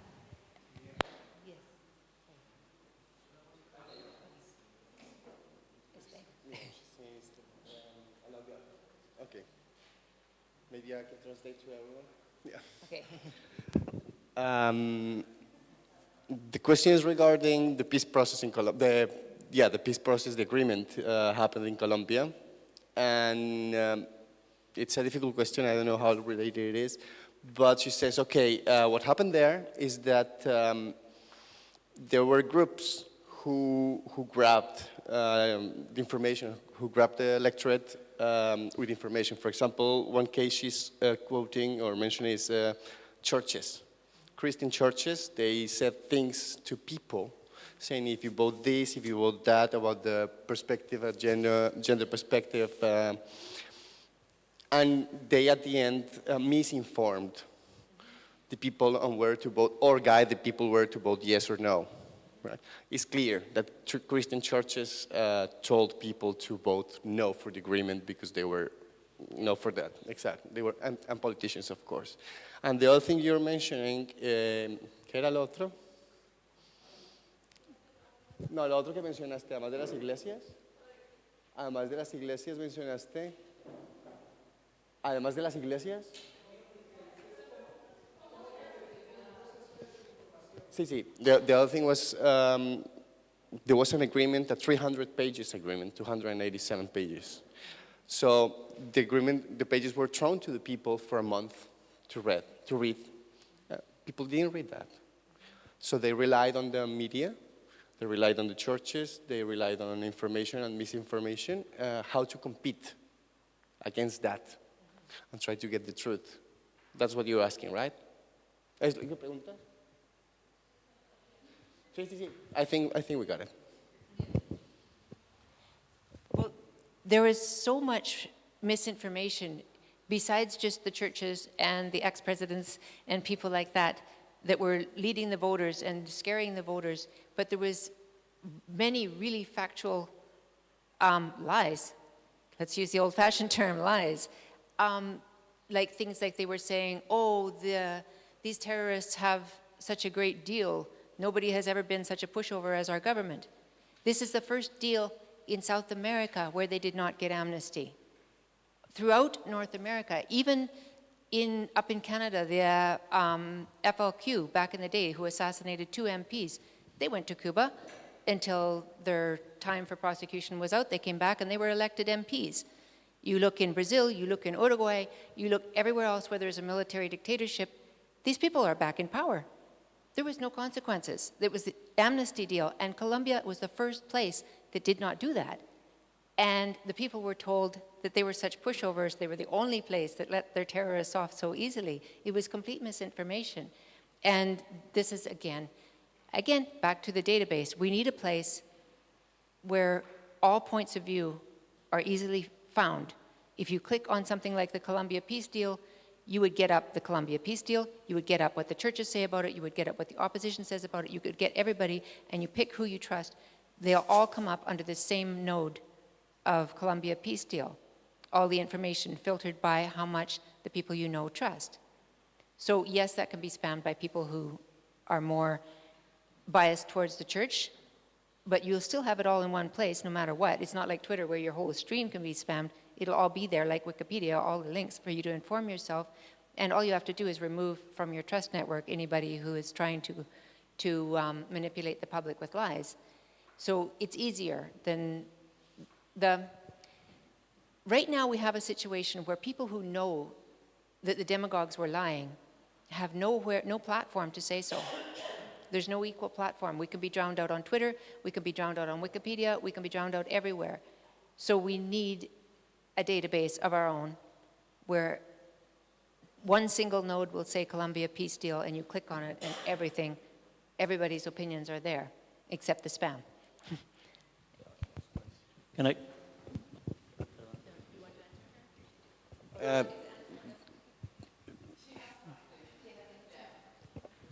Yeah, can I make one last question? Okay. Yeah, it's not too related to what we were speaking about now, but it's a bit more related to the concept of stigmergy. As I understood, you were speaking of stigmergic goals. Yes. And you said it there, that it follows one idea or goal, and that was pretty clear, with, for example, with the civil rights movement, like you were saying. Mm-hmm. My question would be whether there are goals that cannot be stigmatized or processes that cannot be stigmatized. I don't really, I mean, if I try to think of the social movements 15M, for example, sometimes there's no really clear idea, a clear goal. What can you do when there's no clear goal? Is there no way to act upon it? Well, what 15M actually did very, very well, which is why it now has political power, unlike Occupy, which tanked and has none. But what they did is they ended up dividing into working groups and giving people the autonomy of a concentric circle, exactly like I said. And the working groups would go back to the assemblies and explain what they were doing, right? So even there, they did have some sort of form of concentric circle. But what I find is, if an organization does not have a clear goal, it's easily co-opted. Back to that earlier question about that other organization. But if you look at something like the civil rights movement retained its clarity through all those cycles, because at every cycle they had a clear goal: end slavery, end segregation, end police violence. Yes? And if you look at another stigmergic mass movement, like feminism, this had clear goals once. It said votes for women, legal personhood for women. And then second wave feminism came along, and it became a noun instead of an action-based goal. And because it didn't have any firm goals, it was very easily co-opted to promote corporate product and to promote prominent personalities, typically from the United States, women who took it upon themselves to speak for every woman in the world on every topic. because there was no clear goal. And that, when feminism stopped becoming a stigmergic goal and became a noun, it became a personality-based organization, which is why it has all the division and infighting and personality conflicts that we see now, because personality-based organizations do that. They don't scale. So this is typical of them. So if you don't have a clear goal, you don't have a stigmergic movement. And whether that's a good or bad thing, there's competitive corporations that have achieved great success in their own minds with a completely different structure. In small groups, stigmergy is not comfortable. It's much more comfortable to work in a cooperative where you sit down and talk to people in a small group. So stigmergy, in my mind, is mostly just for mass movements or multi-generational movements or something where you don't have communication. So there's many situations like that where you don't have stigmergy, but for M15, when they didn't have a goal, or 15M, when they didn't have a goal, it was very difficult. And they ended up splitting into little neighborhoods and splitting into working groups. So I think for a mass movement like that, I think it is necessary to have a clear goal. If you don't want your organization co-opted by a great man or great woman in the case of feminism.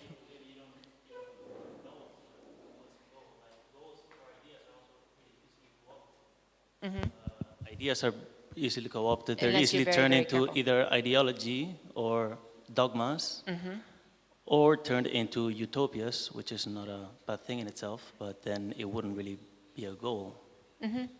And I find them harder to derail than personalities. And once you have a personality, everything about that personality can be attacked and all of their ideas thrown out the window and all of their work, yes?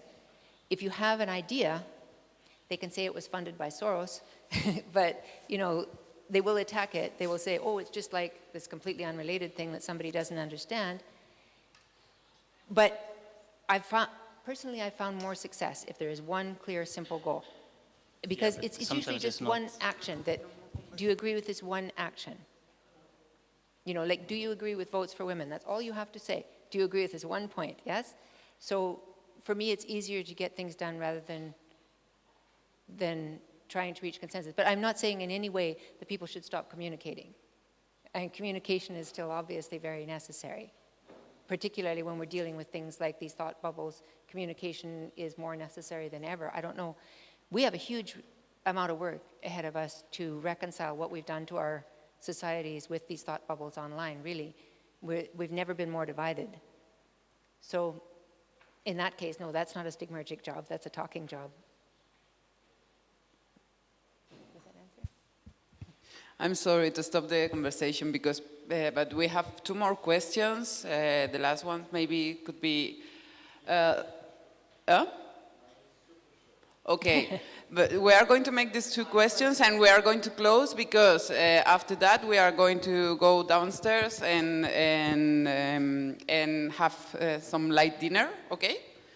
And, no, okay. My question is that maybe Islamic State will fit within stigmergic. Absolutely. Yes.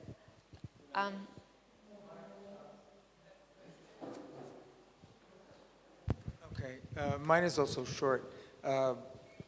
With respect to having a movement, even if you have a universal database that people can check, there's still the issue that generally people frame ideas and you frame information. So there's different frameworks. For example, in the Trump election, some voters may have been influenced by racist tendencies. And so their framework, they'll filter whatever information comes through that framework. The difficulty then about information then is how one influences things like frameworks. And when they're ingrained, it's very hard to move them, right? And so I think that one of the things that has to be taken into consideration aside from information is what one does about frameworks. Yes, and a universal database and trust network does absolutely nothing to address frameworks. What it does is it's an attempt to smash the thought bubbles and the celebrity Ponzi schemes that give us these demagogues. and the astroturfing, that the state manipulation of our opinions from Facebook and everybody like that. I mean, I don't know what the experience of most people is like, but to me, if I go on Facebook and I have a few accounts with many diverse people on them, Facebook people are very, very uninformed. The more time they spend on that site, the more uninformed they are.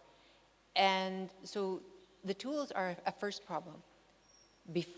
They're a first problem before anything, so that we can actually have information and we can actually communicate on the same level with everybody without the thought bubbles. Then we have to work on frameworks, which is a much bigger job. But at least we have an equal playing field and we're not being constantly manipulated by people who are trying to manipulate us, like politicians that are constantly painting each other as, and trying to make us fear and suspicious and everything else. Yes? So the answer is it doesn't address any of it, but it gives us the base framework to build on so that we can address it later. That was it. Any more? Okay, thank you.